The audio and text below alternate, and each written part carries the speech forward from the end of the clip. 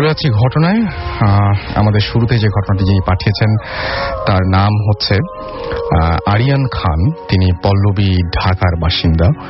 তিনি সেখান থেকে আমাদের ঘটনাটি পাঠিয়েছেন। আনফরচুনেটলি তিনি আজকে আমাদের সাথে নেই, বাট তার ঘটনাটি আমরা পড়ছি। লিখছেন আরিয়ান, আমার ফুপুর পরিবারে তিনি, তার স্বামী মানে আমার ফুপা ও তাদের ছেলে থাকে। ফুপার এলিফ্যান্ট রোডে একটা দোকান আছে, তিনি সারাদিন সেখানে কাটান। ফুপুরা 2009 সালে রমজান মাসের কিছুদিন আগে মিরপুরে একটি বাসা ভাড়া নেয়। বাসায় ওঠার পর থেকেই ফুপু অদ্ভুত কিছু জিনিস লক্ষ্য করতে থাকে। রাতে গলিতে কেউ নুপুর পরে হাঁটতে থাকে, বাচ্চার কান্নার শব্দ পাওয়া যায়, অথচ ওই বাড়িতে এত ছোট বাচ্চা নেই। প্রায় রাতে ছাদের ওপর কারা যেন প্রচন্ড লাফালাফি করে। সবচেয়ে অদ্ভুত যেটি, রাতে ওয়াশরুমে গেলে প্রায় কেউ পা ধরে টান দেয়। বাড়ির অন্যান্য ভাড়াটিয়ারাও বিষয়টি জানত, কিন্তু কিসের একটা ভয়ে তারা কেউ এ ব্যাপারে কিছু বলত না। বাসায় নাকি কোনো ভাড়াটিয়াই বেশি দিন টেকে না, বিষয়টি ফুপু পরে জানতে পারে। তো এভাবেই ভয়ে ভয়ে দিনগুলো কাটতে থাকে। কিন্তু রোজার মাসে ঘটে আসল ঘটনা। আমি তা ফুপুর বাসায় বর্ণনা করছি। সেদিন সম্ভবত 17 রোজা। আমার হাজবেন্ড দোকানের কাজে ব্যস্ত থাকায় প্রতিদিনই 1টা কি 2টার দিকে আসতেন। তিনি এসে ফোন করলে আমি গিয়ে দরজা খুলে দিতাম। তো বরাবরের মতো সেদিনও আমি ঘুমিয়েছিলাম। আনুমানিক তখন রাত 1:30। আমার মোবাইলটা বেজে উঠল। ঘুমের ঘোরে খেয়াল করলাম না কে কল করেছে। রিসিভ করতে অপর প্রান্ত থেকে শোনা গেল, দরজা খোলো। কণ্ঠটা শুনে মনে হলো আমার হাজবেন্ড এসেছেন। আমি উঠে গিয়ে দরজা খুলতে গিয়ে দেখলাম যে আশেপাশে কেউ নেই। আমি ভাবলাম হয়তো একটু আগে ফোন দিয়েছে। প্রায় 5 মিনিট দাঁড়িয়ে থাকার পর আমি তাকে কল দেই। সে বলে সে মাত্র দোকান বন্ধ করেছে, ফিরতে আরো 1 ঘন্টা লাগবে, আর সে কোনো ফোন দেয়নি। কথাটা শুনে আমার ভেতরটা যেন মোচড় দিয়ে উঠল। তাহলে আমি কার সাথে কথা বললাম? ভাবলাম হয়তো ঘুমের ঘোরে ভুল করেছি। রুমে গিয়ে আবার শুয়ে পড়লাম। খেয়াল করলাম কি যেন গলিতে হেঁটে হেঁটে আসছে। হঠাৎ দরজায় টোকা পড়লো। আমি ভয়ে ভয়ে জিজ্ঞেস করলাম কে? উত্তর এলো, দরজা খোলো। কণ্ঠটা সেই একই রকম, অর্থাৎ আমার স্বামীর মতো। আমি ভয়ে চুপসে গেলাম। চিৎকার করতে চাইলাম, কিন্তু কণ্ঠ থেকে কোনো শব্দ বের হচ্ছিল না। দরজায় অনবরত টোকা পড়ছিল, আরো তীব্র থেকে তীব্রতর। আর সেই কণ্ঠ কর্কশ হয়ে যাচ্ছিল। একটাই কথা, দরজা খোলো। আমার মনে হচ্ছিল প্রতিটা শব্দ আমার কানের ভেতর ঢুকে আমার মগজকে বিদীর্ণ করে বের হয়ে যাচ্ছে। আমার মনে হচ্ছিল আমি দৌড়ে ঘর থেকে বের হয়ে কোথাও পালিয়ে যাই, কিন্তু আমি যেন আমার শরীরের সমস্ত শক্তি এবং শরীরের নিয়ন্ত্রণ হারিয়ে ফেলেছি। হৃৎপিণ্ডটা মনে হচ্ছে ধকধক করতে করতে ফেটে যাবে। হঠাৎ দরজায় টোকা বন্ধ হলো, কিন্তু কয়েক মিনিট পর আবার সেই একইভাবে টোকা পড়তে থাকে। এবার একটা কর্কশ মহিলা কণ্ঠে সেই একই কথা, দরজা খোলো।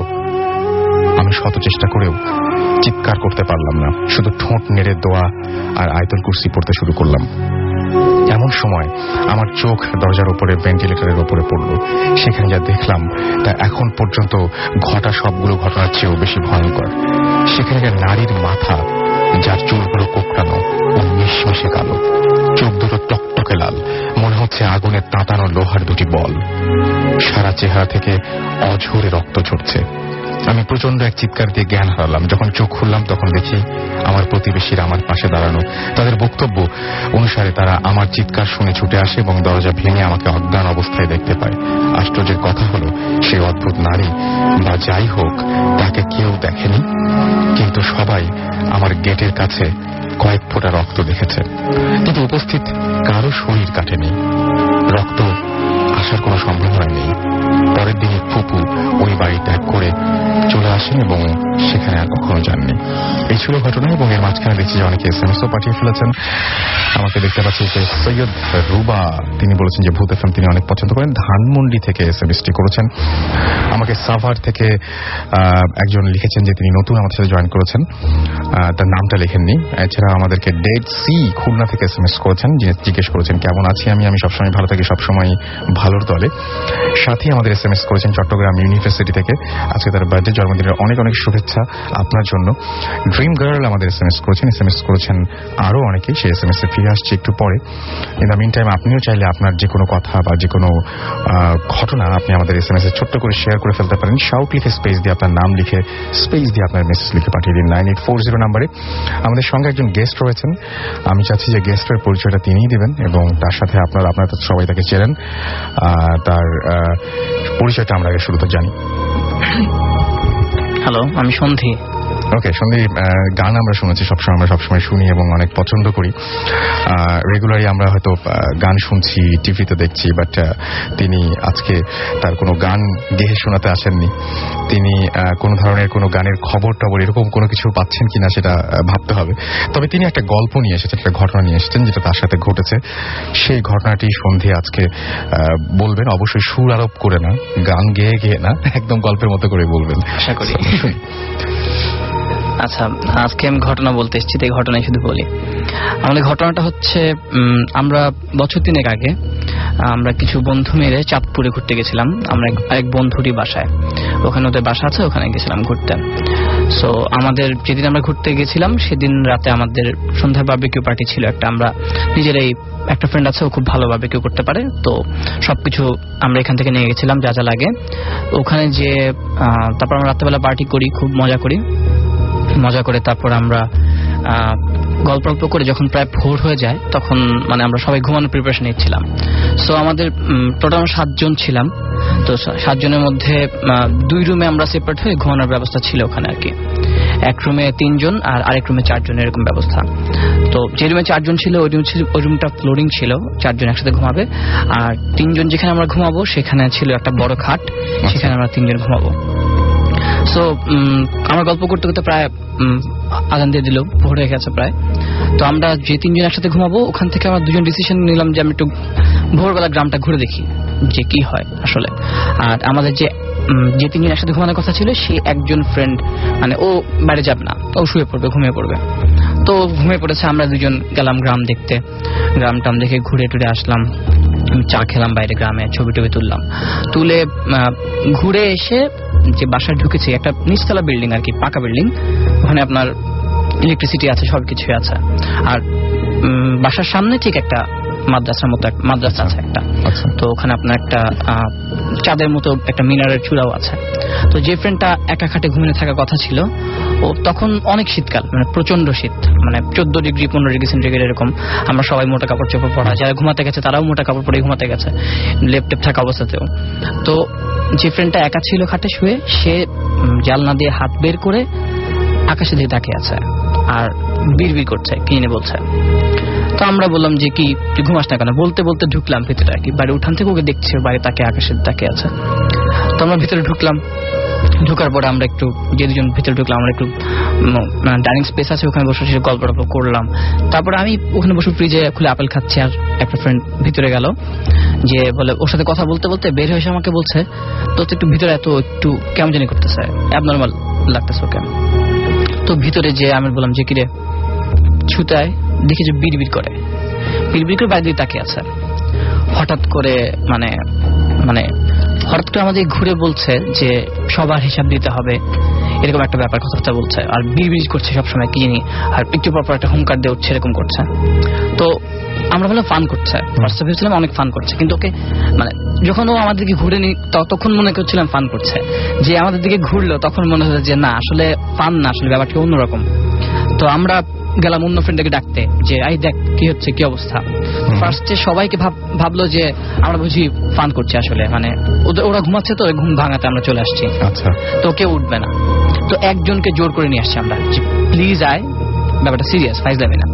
তো ও যে দেখে যে ওই ফ্রেন্ডটার মানে অবস্থা আসলে দিস নট নর্মাল। হ্যাঁ, ও যে দেখে যে আর কি আসলে বিড়বিড় করছে এবং হুঙ্কার দিচ্ছে, কথাবার্তা বলছে, তোমাদের সবাই হিসাব দিতে হবে, ওই যে ডাকে আমাকে ডাকে সবার যেতে হবে, এরকম মানে আকাশে তাকাচ্ছে, আঙ্গুল দিচ্ছে, বলছে।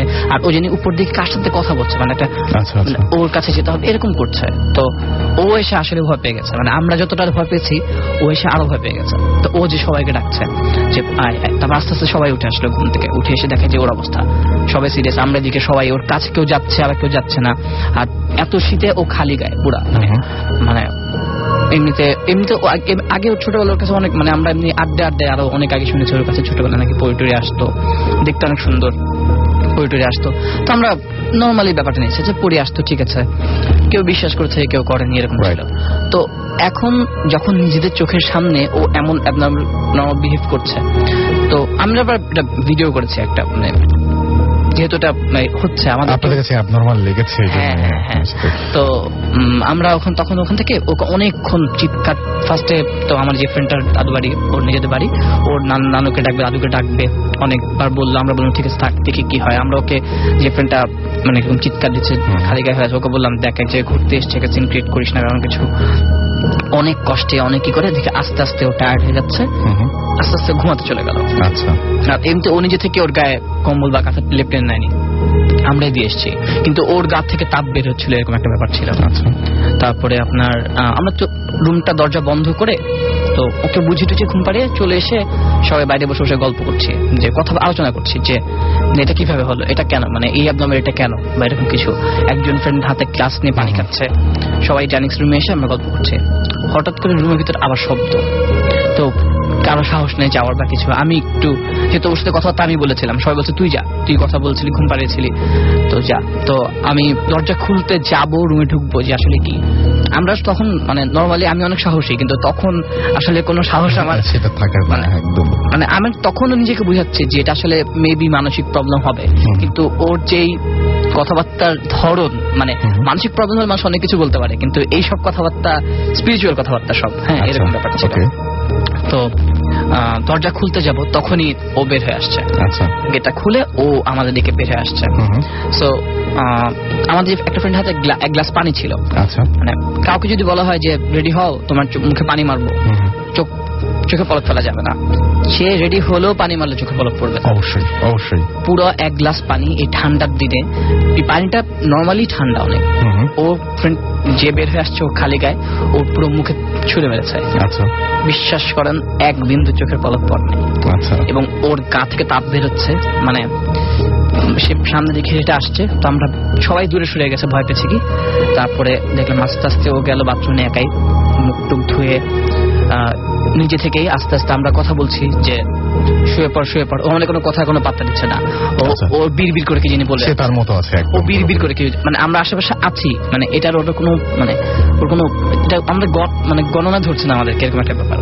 বিড়বিড় করে কি জানি বলতে, তারপর আস্তে আস্তে যে শুয়ে পড়লো। তারপরে মানে অনেকক্ষণ আমরা জেগে থাকলাম, জানালা দেখলাম ওকে, রুমে ঢুকে দেখলাম যে কিছু হয় কি হয় না। ওর রুমে কেউ ওর সাথে কেউ থাকা সাহস পায়নি, আর কখন কি হয় কার সাথে। তো আমরা তারপরে ও প্রায় পরে বেলা 12টা একটা সময় ঘুম থেকে উঠে কিচ্ছু মনে নাই। আচ্ছা, তারপরে আপনারা পরে জিজ্ঞেস করছিলেন যে কি হয়েছিল, কেন হলো। এমনকি ও যখন ভিডিও দেখেছে ওর, বল এটা আমি নাকি, এটা কখন কি, ও কিচ্ছু বলতে পারে না ওর সাথে এটা কখন হয়েছে, কিভাবে হয়েছে। কিন্তু আসলে মানে আমরা ফিলিং অনেক বেশি রকম ভয়ের ছিল আর কি। মানে নর্মালি মানে আমি ভাবতাম যে আমি বুঝি অনেক সাহসী, কিন্তু ওই সময় আসলে মানে কোনো সাহস কাজ করে না ব্যাপার না, ওটা ফিলিংসটা ছিল এরকম যে দিস ইজ নট নর্মাল, যেটা আসলেই জিনিসটা অ্যাবনর্মাল একদম। আর কথাবার্তা যদি এমন হতো যে তোকে ধরবো, তোকে খাবো, এরকম কথাবার্তা না, অনেক স্পিরিচুয়াল কথাবার্তা, যে সবার হিসাব দিতে হবে, এবং গলার টোনটাই, এবং তার কোনো ঠান্ডা লাগছে না, পুরো গা থেকে তাপ বের হচ্ছে, মানে এরকম একটা ব্যাপার। আর চোখ পুরো লাল হয়ে গেছে, আর একটু পরপর চিৎকার দিচ্ছে, আবার বিড়বিড় করে কথা বলছে, আর কি মানে আর জানলার বাইরে দিয়ে কি জিনিস দেখা যাচ্ছে সবসময় বারবার।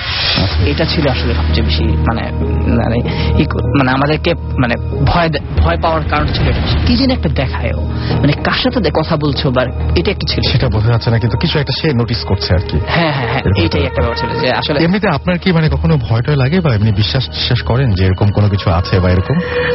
বেসিক্যালি আমি এই জিনিসটা খুব কম বিশ্বাস করি। আচ্ছা, বিশ্বাস করতাম সামনে দেখে, তার মানে ওই জন্য বেশি আরো ভরকে গেছিল যে কি এটা কি হচ্ছে আসলে। হ্যাঁ, সেটাই। তো এমনি আমার সব ফ্রেন্ডের মধ্যে আমাকে নিয়ে সবসময় অনেক মজা হয় যে আমি সবচেয়ে কম বেশি বিশ্বাস করি জিনিসগুলো, কিন্তু মানে ভয় আসলে যখন পাওয়া হয় তখন আসলে ওই সময় মাথায় এগুলো কাজ করে না, কোনো কিছু কাজ করে না। যাই হোক, থ্যাংক ইউ সন্দীপ ভাই, এবং আপনার গানের মতো আপনার ঘটনাটা আমাদের সবার কাছে অনেক বেশি ভালো লাগছে, এবং আশা করছি যে আপনি বহুদিন পর্যন্ত আমাদেরকে এভাবে ভালো ভালো সব গান উপহার দিয়ে যাবেন, এবং যখন মানে এরকম ধরনের কোনো ঘটনা, শুধু গান শুধুমাত্র সৃষ্টি হবে এরকম না, এরকম ঘটনাও যেন সৃষ্টি হয়, তাতে মাঝে মাঝে আমরা শুনতে পারবো আর কি। তো যাই হোক, আমাকে অনেকে SMS করছেন। আলিম SMS, আচ্ছা আপনি যদি কিছু বলতে চান লিসনারদেরকে তাহলে বলে শেষ করতে পারি আমরা, যেহেতু ঘটনাটা শেষ হয়ে গেছে। আমার ঘটনা আসলে মানে আমি ভূত এফএমে ঘটনা যেহেতু ঘটেছে তাই আমি বলতে আসলাম আসলে এই কারণেই। তো এটা অত ঘটনা, এটা হয়তো বিবি ভয়ের অথবা এটা কোনো তার মানসিক সমস্যা হতে পারে, কিন্তু তার ফিলিংসটা ছিল প্রচন্ড ভয়ের। Thanks for coming. Okay, so আমরা অনেকে SMS পেয়েছি। এর মধ্যে আলিম আমাকে লিখেছেন যে রাসেল ভাই SMS পড়া কি হবে না? না, SMS পড়া অবশ্যই হবে। মোহাম্মদ শাহরিয়ার আমাদের SMS করেছেন, এবং আমাদেরকে SMS করেছেন দেখতে পাচ্ছি যে প্রান্ত, সাদমান, সজীব ময়মনসিং থেকে, আশিক আমাদেরকে SMS করেছেন চন্দ্রপুরা থেকে। বৃষ্টি হচ্ছে এবং ভূত এফএম শুনছেন। ঠান্ডার সময় তো ভূত এফএম বেশ জমে যায়, আরো বেশি, মানে জমার সাথে একটা ব্যাপার আছে না, ঠান্ডায় জমে যায় ভূত এফএম, তখন জমে যায়, এরকম একটা ব্যাপার আর কি। সো ঠান্ডা যত বেশি আসছে তত বেশি ভূত এফএম আরো বেশি জমবে। নয়ন আমাদের SMS করেছেন, ভূত এফএম শুনছেন তিনি। আমাদেরকে ইমতি এবং রিমু SMS করেছেন চট্টগ্রাম থেকে, এবং আমাদেরকে SMS করেছেন সুমন টাঙ্গাইল থেকে, এছাড়াও আমাদেরকে যারা SMS করেছেন, কেমন আছো আজকে। আমাদেরকে রাব্বি SMS করেছেন সজল, এছাড়াও SMS করেছেন রিফাত, আর এছাড়াও দেখতে পাচ্ছি যে শাওন মিরপুর 2 থেকে SMS করেছেন। এনজামুল আমাদের SMS করেছেন নরসিংদী থেকে। রানা বরিশাল থেকে আমাদের SMS করেছেন। সো আরো SMS আমরা পাচ্ছি, এবং SMS পাঠানোর নিয়মটাও বলে দিচ্ছি। মোবাইলের মেসেজ অপশনে গিয়ে টাইপ করুন SHOUT শাউট স্পেস আপনার নাম স্পেস আপনার মেসেজ, পাঠিয়ে দিন 9840 নাম্বারে। আমাদের সঙ্গে আরো একজন স্পেশাল গেস্ট রয়েছেন, আপনারা অনেকেই চিনবেন, এবং চেনার কথাই আমরা তো মানে মনেই থাকার কথা অনেকে, যে শুরুর দিকে বেশ কয়েকদিন এসেছিলেন উনি আমাদের আরমান ভাই, এবং তিনি মানে হিজ ব্যাক, তিনি দীর্ঘদিন প্রবাস জীবন কাটিয়ে আবারও আগামীকাল প্রবাস জীবনে যাওয়ার আগে আমরা তাকে ধরে নিয়ে এসেছি, এবং সেখানে তিনি তার ঘটনা শোনাবেন, এবং সেটা অবশ্যই তার বাইরে থাকার সময় যে ঘটনা ঘটেছিল সেই ঘটনায় আমরা শুনবো। তো আরমান ভাই, কেমন লাগছে আজকে আবার অনেকদিন পর 1 বছর পরে? হ্যাঁ, সেটা চমৎকার। ওকে, সো আমরা আজকে কোথাকার ঘটনা শুনছি আরমান ভাই? আপনি কোথায় আছেন সেটা আগে বলেন সবাইকে। অনেকে জানেন না। এটা হচ্ছে মালয়েশিয়ার ঘটনা। ওইখানে ফার্স্ট অফ দিস ইয়ার, জান বা ফেব্রুয়ারির দিকে হচ্ছিল ঘটনাটা। তো যখন চলে যাই পড়াশোনা করতে, তো ওইখানে আমরা একটা অ্যাপার্টমেন্ট রেন্ট করা হয়েছিল। তো আমরা 2 জন বাঙালি, একজন শ্রীলঙ্কান একটা ছেলে ছিল। তো 2 জন বাঙালি থাকতো মাস্টার বেডরুমে, আর আমি থাকতাম মিডল রুমে, আর স্মল রুমে থাকতো আরেকটা ওই শ্রীলঙ্কান ছেলেটা। এন্ড এটা ছিল 10th ফ্লোর। তো গ্রাউন্ড ফ্লোর, এরপর হচ্ছে পার্কিং 1, পার্কিং 2, পার্কিং 3, তারপর হচ্ছে ফার্স্ট ফ্লোর যেখানে আপনার সুইমিং পুল, ক্যাফেটেরিয়া এগুলো ছিল। আর আমরা ছিলাম 10th ফ্লোরে। তো মালয়েশিয়াতে তো জানেন আপনার বাংলাদেশি অনেক ওয়ার্কার হিসেবে অনেকে যায়। তো ওইটার ফার্স্ট ফ্লোরে যারা মেইনটেনেন্সের দায়িত্বে ছিল তারা ছিল 3-4 জন থেকে বাঙালি। তো যখন নিচে গেলাম ক্যাফেটেরিয়াতে একদিন খেতে, প্রথম যখন যাই আর কি, তো তখন এক বাঙালির সাথে আপনার কথা হয়। তো উনি বলতেছে, এমনি জিজ্ঞেস করতেছি, কারণ সুমন ভাই তখন, এখানে রিজন হচ্ছে ভূতের যেহেতু কাহিনীটা, সুমন ভাই তখন আমাকে বলছে উনি মালয়েশিয়া আসতেছে, তো আমরা কোন এক লোকেশনে গিয়ে একটা শুটিং করবো কি ভূতের একটা ব্যাপার। তো তখন আমি ওই ফার্স্ট ফ্লোরে ওই বাঙালি একজনকে জিজ্ঞেস করলাম, আচ্ছা এখানে কি এরকম কোন ভূতের কোন কাহিনী আছে নাকি মালয়েশিয়াতে কোথাও? আচ্ছা। তো উনি বলে যে এরকম উনি কিছু জানে না, তবে যে অ্যাপার্টমেন্ট মানে যে বিল্ডিং এ আমরা ছিলাম, আমি বিল্ডিংটার নাম বলবো না, তো ওই বিল্ডিং এ নাকি আপনার ব্লক বিতে 2টা ব্লক, একটা ব্লক এ একটা ব্লক বি। তো আমরা থাকতাম ব্লক এ তে। তো ব্লক বিতে নাকি আপনার 3টা মেয়ে সুইসাইড করছে। আচ্ছা। তো এটা ছিল আমরা যাওয়ার আরো 3-4 বছর আগে। রিজনটা ছিল আপনার 3 মেয়ে আপনার এক রুমে থাকতো, মানে একটা অ্যাপার্টমেন্টে থাকতো। তো ওইখানে 3 রুমেরও আপনার অ্যাপার্টমেন্ট আছে, আবার 4 বেডরুমের অ্যাপার্টমেন্ট আছে। তো মেয়েরা থাকতো 3 বেডরুমের অ্যাপার্টমেন্টে, 3 জন 3টা ডিফারেন্ট রুমে। তো রাত্রেবেলা নাকি ওরা সিগারেটের গন্ধটা পেত একটা মেয়ে। আচ্ছা। তো 3 জনই নাকি নন স্মোকার ছিল। এখন এই যে 3 জন নন স্মোকার ছিল, এই কাহিনীগুলো কোত্থেকে আসছে সেটা আমার জানা নাই, উনি যেভাবে বলছে সেভাবেই বলতেছি। তো 3 জন নাকি নন স্মোকার ছিল। তো একজন নাকি এরকম রাত্রে আপনার মধ্যরাত্রি স্মোকের স্মেল পেত। আচ্ছা। তো এরকম উঠে দেখতো যে কোথায় স্মোক, মানে স্মোকের স্মেলটা কোথেকে, হয়তো আরেক রুমমেট খাচ্ছে নাকি না। তো দেখতো না এমন জায়গা থেকে আসতেছে যেখানে মানুষ বসে না, ধরেন হল রুম থেকে আসতেছে। তো বেডরুমে 2টা মেয়ে, হল রুম থেকে তো স্মোক আসার কথা না। এরকম বেশ কয়েকদিন রাত্রে স্মোকের স্মেল পেতো। তো একদিন রাত্রে গিয়ে দেখে জাস্ট একটা মানে আপনার মানুষের মতন একটা ছায়া আর কি স্মোক করতেছে, এবং সেটা একটা ছেলের রূপের মতন ছিল। তো তারা নাকি ম্যানেজমেন্টে গিয়ে কমপ্লেন করছে এটা, ওই 3টা মেয়ে, যে এরকম স্মোক করতে আমাদের রুমে একটা এরকম রাতে ছেলে দেখা যায় স্মোক করে, আমরা স্মেল পাই। তো ম্যানেজমেন্ট তেমন একটা গুরুত্ব দেয়নি। কিছুদিন এরকম যেতে যেতে যেতে হঠাৎ করে আপনার রাত্রের দিকে একটা মেয়ের লাশ পাওয়া গেছে। ওরা থাকতো 13th ফ্লোরে। তো ওই নিচে ফার্স্ট ফ্লোরে একটা মেয়ের সুইমিং পুলের পাশে লাশ পাওয়া গেছে। তো এর কয়েকদিন পরে আপনার বাকি 2জন মেয়েও আত্মহত্যা করছে, সুইসাইড করছে, কিন্তু কারণটা কি এটা কেউ জানে না। তো ওই স্টোরিটাই ছড়ানো যে স্মোকের স্মেল পাওয়া যায়, একটা নাকি ছেলে এরকম স্মোক করে রুমের মধ্যে। তো এরকম আমরা এটা যেদিন শুনলাম, এটা আমি যেদিন মালয়েশিয়া যাই তার ফার্স্ট উইকের দিকেই শুনে কাহিনীটা শুনছি। তো আমরা একদিন বাসায় বসে আছি আমার 10th ফ্লোরে। তো আমার জানলার থেকে আপনার highway plus swimming pool plus ওই ব্লক বিটা দেখা যায়। এবং 13th ফ্লোরের দিকে তাকায় আমি আমার ছোট মানে যে আরেক বাঙালি ছেলে ছিল জিমি, তো আমাকে বলতেছি জিমি ওই যে ওইখান থেকে কিন্তু আত্মহত্যা করছে, এবং রুমটাই আমার রুম থেকেই দেখা যায়, আমার রুমের জানলা থেকে। তা আমি এখন রাতে যদি আসে আমি তোমার রুমে পাঠায় দিব। তো ওই ছেলেটা আবার খুব ভয় পায় এইসব ঘোস্ট রিলেটেড ব্যাপার। তা আমি আসলে তোমার রুমে বলবো যেতে, তোমার রুমে ঘুরে আসবে। তো বলতেছে না এগুলো ফাইজলামি করে না আমার ভাই, এগুলো খুব বিরক্ত লাগে। তো এরকম বসে আছি কথা বলতে বলতে বলতে সে জাস্ট মানে আমার রুম থেকে বের হয়ে হাঁটাহাঁটি করতেছে, হয়তো কিচেনে যাবে কিছু একটা নিতে। হঠাৎ করে আপনার মানে স্টেইন গানের মতন একটা শব্দ হচ্ছে এবং বিকট। আমি আমার বিছানার উপরে বসেছিলাম এবং আমাদের জানলায় আপনার কোনো গ্রিল নাই, মানে একদম ওপেন জানলা, এবং জানলাটা হচ্ছে আপনার 4 ফিট থেকে 5 ফিট পর্যন্ত, মানে কেউ যদি পিছলাও যায় পড়ে যাবে। আমি জাস্ট বিছানার উপরে জানলার দিকে বসে তাকাচ্ছিলাম। হঠাৎ করে মানে এমন ভাবে শেক করতেছে অ্যাজ ইফ আর্থকুয়েক। তো জিমি ওদিক দিয়ে চিৎকার করতেছে, আরমান ভাই এরকম চিৎকার করতেছে। তো আমি দেখি আমার ফ্লোর গুলা ক্র্যাক করা শুরু করছে, টাইলসের তো সব ফ্লোর। তো ক্র্যাক করতেছে এইভাবে, ধরেন একটা স্নেক, একটা সাপ আপনার ফ্লোরের ভিতর থেকে যেভাবে যায়, মনে করেন ক্রল করতে করতে স্পিডে চলে যাচ্ছে, যেভাবে ক্র্যাক করে আর কি ফ্লোর গুলো, ওইভাবে করে এরকম ছিটকায় যেতেছে টাইলস গুলা। এবং জিনিসটা হচ্ছে শুধুমাত্র প্রথমে আমার রুমে। তো সবাই বাকি 2জন আসলো, শ্রীলঙ্কান ছেলেটা এবং আরেক বাঙালি। তো বলতেছে আরমান ভাই আপনি রুম থেকে বের হন। তো আমি এক কাজ করি, আমরা এটা ভিডিও করে নেই, কারণ কালকে যদি ম্যানেজমেন্ট আসে ওরা বলবে হয়তো আপনারা ভেঙে ফেলছেন বা আপনারা ডিস্ট্রয় করছেন আমাদের বাসা, হয়তো আমাদের একটা ড্যামেজ দিতে হবে। তো আমি অ্যাটলিস্ট ভিডিও করে নেই যে ক্র্যাক করতেছে জিনিসটা, সকালে যাতে আমরা সাবমিট করতে পারি, তারপর এটা ঠিক করে দিবে। আচ্ছা। তো এমন টাইমে যখন বলতেছে জিমি চিৎকার দিতেছে, এবং সে তো আগের থেকেই ভয় পাই সব ভূতের, আমাকে বলতেছে প্লিজ আপনি বের হন রুম থেকে। আচ্ছা। তো আমি জাস্ট ওকে ঝাড়ি দিয়ে বিছানা থেকে পাটা ফ্লোরে ড্রপ করছি। এমন টাইমে আবার শুরু হয়েছে, এবং আমার রুম থেকে ক্র্যাক করতে করতে করিডোর পাস করে একদম মেইন গেট পর্যন্ত চলে গেছে জিনিসটা। আচ্ছা। পরে কোনো মতে জাস্ট নেমে আমরা 10th ফ্লোর থেকে 9th ফ্লোরে গেলাম, সিঁড়ি দিয়ে চলে গেলাম। তখন রাত বাজে 2টার মতন। তো 9th ফ্লোরে কে থাকে তা তো জানি না, আর বাইরের দেশে তো আপনার মেয়েও থাকতে পারে ছেলেও থাকতে পারে। তো জিমি বলতেছে আমাদের ঠিক ডাউন ফ্লোরটা আমরা নক করে জিজ্ঞেস করি যে ওদেরও ক্র্যাক করছে নাকি, আর্থকুয়েকও হতে পারে। তো আমরা ভাবছি এটা আর্থকুয়েক, কিন্তু মালয়েশিয়া কিন্তু আপনার পুরো আর্থকুয়েক ফ্রি জোন একটা কান্ট্রি, ওইখানে কোনো ভূমিকম্প হয় না, হবেও না কখনো। ওকে। তো নিচে যাওয়ার পর আপনার নিচে যখন নক করা হয়েছে, তো ওইখানে একটা মেয়ে দরজা খুলছে। তো ওকে জিজ্ঞেস করা হলো যে ফ্লোর কি ক্র্যাক করছে আপনাদের? তো বলতেছে না, বাট আমরা একটা সাউন্ড পাইছি, এবং ওইটা নাকি মানে আপনাদের ফ্লোর থেকে আসতেছিল উপর থেকে খুবই ঠাস ঠাস ঠাস ঠাস। টাইলস যখন ব্রেক করতেছে, আপনার টাইলসটা ধরেন একদম ফ্ল্যাট, ব্রেক করতেছে এইভাবে মানে স্লোপ হয়ে। আচ্ছা আচ্ছা, বুঝতে পারছি। ওরকম ঠাস ঠাস ঠাস করে ফাটতেছে। তো আমরা তখন নিচে একদম গ্রাউন্ড ফ্লোর গিয়ে সিকিউরিটিকে ডাক দিলাম, তাকে দেখালাম যে এই অবস্থা, খুব বাজে অবস্থা, এটা আমাদের ইমিডিয়েটলি শিফট করার ব্যবস্থা করেন। তো ওনারা বললো সকালে ম্যানেজমেন্ট আসলে আপনাদেরকে আমরা শিফট করাই দিচ্ছি, এটা এই প্রবলেমটা আপনারা নিয়ে টেনসড হয়ে না। তো আমরা রাত্রেবেলা আর ঘুমাইতে পারি নাই, স্পেশালি জিমি, ওই ছেলেটা ঘুমাইতে পারে নাই।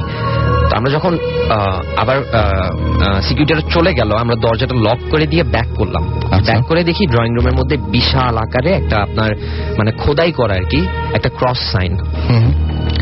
তো জিমি ওইটা দেখে মানে কান্নাকাটি শুরু করে দিছে। ছোট তো একটু, অনেক ছোট। কান্নাকাটি করার পর সাথে সাথে তার বাসায় ফোন দেওয়া হলো বাংলাদেশে। তো রাম্মুকে বলা হলো যে আন্টি এরকম কান্নাকাটি করতেছে, আমরা কি করবো এখন? তো আন্টি তখন বলতেছে ছোটবেলা থেকে নাকি ওর এরকম ঘোস্ট রিলেটেড প্রবলেম আছে, যেমনে পারো ওকে সামলায় রাখো, আমি আসার চেষ্টা করবো আচ্ছা উইদিন টুমরো আর মেবি ডে আফটার টুমরো আসবো।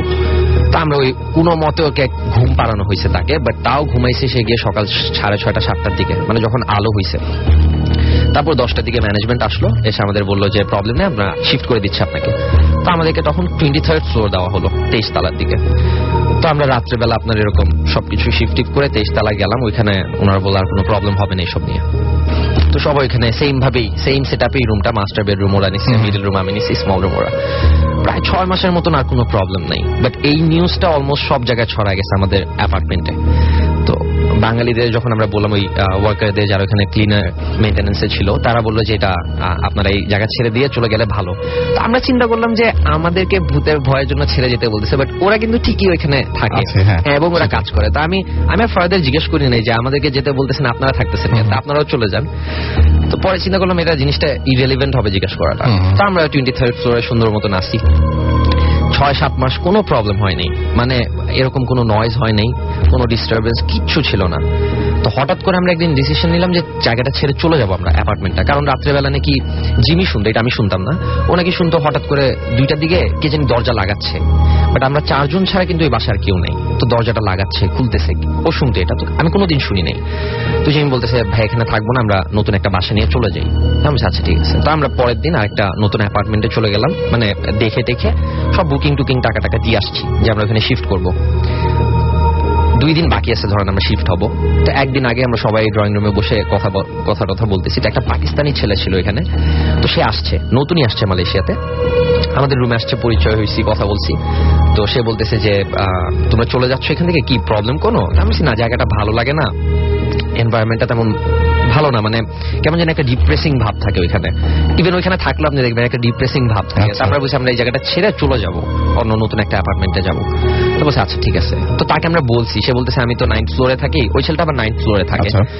আমি তখন বললাম ও আমরা 10th ফ্লোরে থাকতাম, তারপর 23rd ফ্লোরে শিফট করছি, কারণ রিজন ছিল ওইগুলা। পুরা তাকে স্টোরিটা বললাম এবং তাকে এটাও বলছি যে 3টা মেয়ে সুইসাইড করছে, তো এখানে নাকি সামটাইমস ঘোস্টের ব্যাপার ঘটে।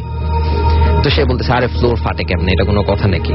তা আমি তখন তাকে আমরা ওই পিসিতে ভিডিওটা দেখাইলাম যে এটা 10th ফ্লোরের কাহিনীগুলো, ফ্লোর ফাটছে। তো সে বলতেছে যে এটা হইতেই পারে, এটা আহামরি কিছু না, হয়তো প্রবলেম ছিল, হইতেই পারে এই জিনিসটা। ঠিক তার 2-3 মিনিট পর শুরু হইলো ওই ফ্লোরে, 23rd ফ্লোরে সেম জিনিসটা, এবং তখন শুরু হইলো শ্রীলঙ্কান ছেলের রুমে। মানে সমানে ক্র্যাক করা শুরু করছে তার একদম বিছানার নিচে। এবং মজার জিনিসটা হচ্ছে কি, আমি ভাবতাম কি আসলে হয়তো কোনো প্রবলেম, কনস্ট্রাকশনাল প্রবলেম আমি ভাবতাম প্রথমে, কিন্তু জিনিসটা শুরু হয় আপনার বিছানার নিচের থেকে। আচ্ছা, এমন না যে মানে রুটটা, মানে আপনার ধরেন ভূমিকম্প হইলে মানে যে আপনার 0 পয়েন্ট, যেটা একটা তো 0 পয়েন্ট থাকে, এই ক্র্যাক ডাউনের 0 পয়েন্ট হচ্ছে আপনার বিছানার নিচের থেকে, এবং স্টার্টটা হয় ওইখান থেকে, তারপর এটা আপনার স্প্রেড করে সব জায়গায়। তো যখন রুমের মধ্যে হচ্ছিল তখন আমরা ওই ছেলেকে দেখাচ্ছি যে দেখো এটা হইতেছে, তখনও সেম এরকমই রাত 1:30 2টার মতনই বাজে। তো আমরা তখন আর এটা নিয়ে এত সিরিয়াস না, কারণ কারো ক্ষতি হচ্ছে না, ফিজিক্যালি কেউ হার্ম হচ্ছে না, বাট ক্র্যাক ডাউনের নয়েজগুলো অনেক স্কেয়ারি ছিল।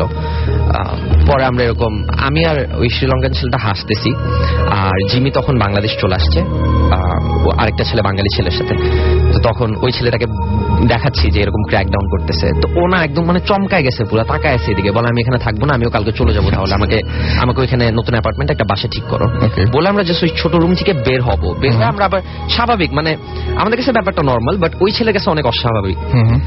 যেই রুম থেকে বের হয়েছি সাথে সাথে আপনার করিডোর থেকে শুরু করে ক্র্যাক ডাউন করতে করতে করতে, মানে জিনিসটা আপনি দেখছেন ধরেন একটা ভেইনের মধ্যে ব্লাড পাস করলে ডানে বামে ছড়াইতে থাকে ভেইন থেকে, সেম ওরকম ক্র্যাক ডাউন করতে করতে ডানে চলে যাচ্ছে ক্র্যাক ডাউনটা, বামে চলে যাচ্ছে, মনে হচ্ছে কি টাইলসের ভিতর দিয়ে কোন একটা স্নেক বা 4-5টা স্নেক বিভিন্ন দিকে স্নেক গুলা যাচ্ছে এবং ফ্লোরটা ক্র্যাক ডাউন করতেছে। মানে খুব ভয়ানক, মানে সেটাই, মানে সামনাসামনি দেখতে বেশ ভয়ানক। এটা যদি সামনাসামনি কেউ যদি এখন ইমাজিন করতে পারেন বা কেউ যদি মানে ভেবে নিতে পারেন যে জিনিসটা দেখতে পাচ্ছেন সামনে, এবং এটা কিন্তু আমার অনেকে দেখছে, আমি এটা জিনিসটা আপলোডও করছি, অনেকে দেখছে এই ভিডিওটা। ঠিক ওই দিন রাত্রে আমরা আমাদের নিচে একটা শপ আছে ক্যাফেটেরিয়া, আমরা ওই দিন রাত্রে নেমে যাবো ওখানে খেতে। এগুলো সব দেখার পর খিদা লাগছে, তো আমরা বলছি চলো নিচে খেয়ে আসি। তো মালয়েশিয়াতে আমি জানি না, যারা গেছে তারা জানবে, ওইখানে 14 নাম্বারটা থাকে না, 4 ডিজিটটা কোনো জায়গায় মেনশন করা থাকে না, আচ্ছা। কারণ 4 ডিজিটটাকে তারা সাইন অফ ডেথ হিসাবে তারা মানে এটা ভাবে আর কি। আচ্ছা। ইভেন যদি লিফটে দেখবেন 13A হচ্ছে মানে 14, আচ্ছা 13 এর পর আসে 15। আচ্ছা তো আমরা লিফটে জিতে প্রেস করছি, গ্রাউন্ড ফ্লোরে যাব, ওইখান থেকে বের হয়ে আমরা একটা রেস্টুরেন্টে যাব। তো হঠাৎ করে লিফটটা থামছে হচ্ছে আপনার 5th ফ্লোরে। আচ্ছা হয়তো কেউ প্রেস করে রাখছে। যেই 5th ফ্লোরের দরজা ওপেন হয়েছে লিফটের, আমরা দেখি পুরো ব্লাড, এবং মানে লাইক আই সোয়ার এমন ব্লাড ছিল এখানে অ্যাজ ইফ কেউ সুইমিং পুল বানায় রাখছে। আচ্ছা মানে তারপরে হিউজ, মানে কি সুইমিং পুল অফ ব্লাড এইভাবে বলা যায়, মানে পরিমাণটা অনেক ছিল ব্লাডের। তো আমরা সাথে সাথে বাটন প্রেস করতেছি যাতে লিফটটা ক্লোজ হয়ে যায়। পরে লিফটটা গিয়ে থামছে 1st ফ্লোরে। তো 1st ফ্লোর থেকে আমরা বের হয়ে আমরা ব্লক বি তে থাকতাম। তো ব্লক বি থেকে ব্লক এ যেতে মনে করেন 2 থেকে 3 মিনিট লাগে, অনেক দূর। এন্ড ঠিক ব্লক বি এর নিচেই হচ্ছে মেইন গেটটা যেখান থেকে আমরা বের হই। আচ্ছা তো আমরা সুইমিং পুলের সামনে দিয়ে হেঁটে চলে যাবো আর কি। তো যখন 1st ফ্লোরে গেলাম দেখি 1st ফ্লোরে আপনার ব্লাড, এবং স্প্রেড করা হচ্ছে দেয়ালের দিকে আপনার সিরিঞ্জের মতন, মানে ধরেন আমরা চুলের মধ্যে স্প্রে করি না পানি চুল কাটার সময়, ওইভাবে যেভাবে স্প্রে করে ছিটায় যায় দেয়ালের মধ্যে, একদম ওরকম ছিটানো ব্লাড। তো আমরা ওগুলো পিকচার নিতেছি। তো আমার এক ফ্রেন্ড যখন পিকচার নিতেছিল, ছোট ভাই, তা আমি বলছি যে পিকচার নিও না, ব্লাডের ছবি সেলে রাখা ঠিক না। মানে আমার কাছে ডিসগাস্টিং লাগতেছিল, কারণ এমন ব্লাড, মানে চাক্কা চাক্কা ব্লাড ছিটানো। তো আমরা ওদিক দিয়ে যাচ্ছি, যেদিক দিয়ে যাচ্ছি দেখি ব্লাড, আপনার পা দিয়ে ছেঁচানো একটা ব্লাড, বা মানে কাউকে টেনে নিয়ে যাচ্ছে এরকম একটা ব্লাড। তো আমরা সাথে সাথে নিচে গেলাম, নিচে গিয়ে সিকিউরিটিকে বললাম 1st floor and 5th floor আমরা ব্লাড দেখছি, মানে কোনো ইনসিডেন্ট হয়েছে, কিছু হয়েছে। তো ওরা এমন একটা, মানে ওদের রিয়াকশনটা এমন ছিল যে মানে কি হয়েছে, নর্মাল ব্লাড দেখছে, মানে কিছু বলে নাই। ওরা বলছে ও ওকে, কিন্তু মানে ওদের এক্সপ্রেশনটা এরকম ছিল যে মানে এটা নর্মাল হতেই পারে ব্লাড, সমস্যা কি। মানে আমাদের দিকে এমন তাকাইছে, মানে মনে হয় আমরা বলে না কোনো মহাপাপ করে ফেলছি, কেন বললাম যে 5th ফ্লোর এন্ড 1st ফ্লোরে ব্লাড। তো আমরা পরে বের হলাম, এটা ডিসকাস করতে করতেই বের হচ্ছে যে 5th ফ্লোরে কেন ব্লাড দেখবো আমরা। তো আমরা ঘুরে টুরে চলে আসলাম 1 ঘন্টা 1.5 ঘন্টা পর। আসার পর 1st ফ্লোরে উঠছি, দেখি ব্লাড সব মুছা, কিন্তু তারপর একটা স্পট ছিল, হালকা ব্লাডের একটা স্পট আছে, এবং দেয়ালে এখনো আছে। মানে ইভেন আমরা মাঝে মাঝে যাই, ওইখানে কিছু ফ্রেন্ড আছে দেখা করতে, আসার আগে আমি গেছিলাম, দেয়ালে আছে। বাট যখন আমরা আসতেছিলাম, আমরা 5th ফ্লোরে থামছি, থেমে আমরা ওই ব্লাডটার আবার ভিডিও নিব একটা। মানে জিনিসটা এত পরিষ্কার, মনে হয় ওইখানে কোনো ব্লাড এক্সিস্টই করতেছিল না। আচ্ছা এত ক্লিন, চিকচিক করতেছিল জায়গাটা, এবং ভিজাও ছিল না, মানে কেউ যদি মাত্র পরিষ্কার করে যাচ্ছে এটাও ছিল না। আর 1 ঘন্টার মধ্যে আপনার এত পরিষ্কার সম্ভব না। মানে আমি যে পরিমাণ ব্লাড দেখছি 1 ঘন্টার মধ্যে এটা এইভাবে ক্লিন করা কোনো পসিবল না। এবং লিফটের থেকে বের হওয়ার পর আপনার লিফটের যে সাইড ওয়াল গুলা থাকে টাইলসের বা আপনার উডেন, ওইটা টাইলসের ছিল, ওগুলা ক্র্যাক করা ছিল, মানে হয়তো কাউকে মারা হয়েছে ওইখানে, এবং ওগুলো ব্লাড গুলো এরকম চাক্কা চাক্কা লেগেছিল, ওইগুলোও ছিল না, ইভেন কোনো ক্র্যাক ছিল না। আমার ফ্রেন্ডরাও দেখছে, আমি না বুঝতেছিলাম না যে রাত হইছে দেখে আমি কি ভুল দেখছি নাকি এটা আপনার আসলেই হয়তো কোনো ক্র্যাক ছিল না। বাট 5th ফ্লোরে যেহেতু ব্লাড, মানে পরে ওই ফ্লোরটা দেখে মনে হচ্ছিল যে না, মনে হয় 5th ফ্লোরে ব্লাড ছিলই না, হয়তো ভুল দেখছি। কিন্তু বারবার চিন্তা করতেছি তো 5th ফ্লোরে থামলো কেন, তারপর আবার আপনার 5th ফ্লোরে যদি ব্লাডই না থেকে থাকে 1st ফ্লোরে কেন ব্লাড থাকবে। পরে এরকম করে টোরে এই কাহিনী, মানে ইভেন ওই বাঙালি যারা ক্লিনার ছিল, পরের দিন যখন আমরা জিজ্ঞেস করি তারা কিছু বলে না, মানে তাদের রিয়াকশনটা হচ্ছে যে ও ব্লাড দেখছেন, ও আচ্ছা আচ্ছা এখন তো নাই না, মানে এরকম তাদের রিয়াকশন। মানে তাদের বলে না যে আদৌ কি হইছে না হইছে, ঘটনাটা কি এটা কেউ বলতে পারে না। এবং আজীব ব্যাপার হচ্ছে যে যেদিন আমরা চলে যাব ঠিক তারপরে, মানে তার 2 দিন আগে এই কাহিনীটা, তারপর তো আমরা আস্তে মানে ওই বাসা শিফট করে রাত্রেবেলা, ওই দিন রাত্রে ইমিডিয়েটলি আমরা ট্রলি নিয়ে আস্তে আস্তে সব শিফট করে চলে গেলাম। ওকে, সো আপনি মানে এই ঘটনাটা যারা সামনে দেখেছে, আপনি যখন বলছিলেন তখন আমার বারবার মনে হচ্ছিল যে আচ্ছা এই ফ্লোটা যদি এখন ক্র্যাক করে তাহলে কি হবে, বা যারা শুনছেন তাদের সামনে যদি এরকম একটা ঘটনা ঘটতো তাহলে মানে কি, মানে আমি জিনিসটা দেখতে পাচ্ছি কেন জানো, মানে আপনি ইমাজিন করেন যে ধরে নেন যে বাংলাদেশ আপনার আর্থকুয়েক ফ্রি জোন, মানে এখানে একদম গভর্নমেন্ট দ্বারা অ্যাপ্রুভ যে কোনো আর্থকুয়েক হবে না, ঠিক ওই টাইমে আপনি দেখতেছেন ফ্লোর ক্র্যাক করতেছে, আর 10th ফ্লোর করতেছে, 9th ফ্লোর একদম ওকে, 7th ফ্লোর ওকে, মানে ওরা কোনো ভাইব্রেশন বা শেক পাই নাই যেটা আমরা পেয়েছি। মানে তারা বলতেছে না আমরা তো, বাট হ্যাঁ আমরা নয়েজ শুনছি, উপরে কিছু একটা হচ্ছিল, নয়েজটা শুনছি, বাট আমাদের কোনো ভাইব্রেশন আমরা পাইনি। যারা দেখছে তাদের আমরা অনেকেই আমরাও চাই যে ভিডিওটা দেখতে। সো আমার ভাই থ্যাঙ্কস ফর কামিং, এবং আপনি তো চলে যাচ্ছেন কালকে, এবং আমি আশা করবো যে আপনার জার্নিটা অনেক ভালো হবে, ঠিকভাবে পৌঁছে যাবেন, এবং আশা করছি যে আবারও ফিরে আসবেন। কবে ফিরছেন আপনি জানুন? আমি আবার ফেবে আসবো ইনশাআল্লাহ। তাহলে তখন আবারও কথা হবে, এবং নিশ্চয়ই এটারও কিছু আপডেট পাওয়া যাবে নিশ্চয়ই তখন। হ্যাঁ, ওখানে তো আমি আপনাকে তখনও বলতেছিলাম যে ওখানে একটা, সেটাই তো আমরা অপেক্ষায় থাকলাম। আবারও ফেব্রুয়ারি মাসে আমরা আবারও আরমান ভাইয়ের কাছ থেকে বাকি অংশটুকু শুনবো। আর সন্ধি ভাই এবং আরমান ভাই দুজনকে অনেক অনেক অনেক অনেক ধন্যবাদ রেডিও ফুর্তির পক্ষ থেকে, আমাদের সবার পক্ষ থেকে, আমার এবং মাসুমের পক্ষ থেকে।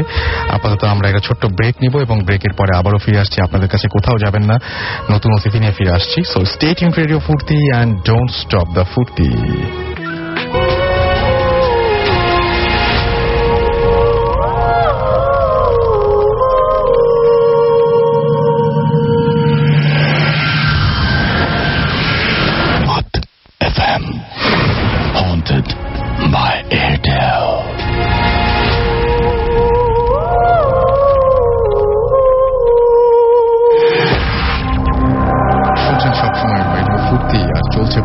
Haunted by Airtel. এই মুহূর্তে ঘড়িতে সময় রাত 12:41। আমি রাসেল আপনাদের সাথে আছি, আছে আমাদের সাথে, আপনাদের সাথে মাসুম মিউজিক করছে এই মুহূর্তে।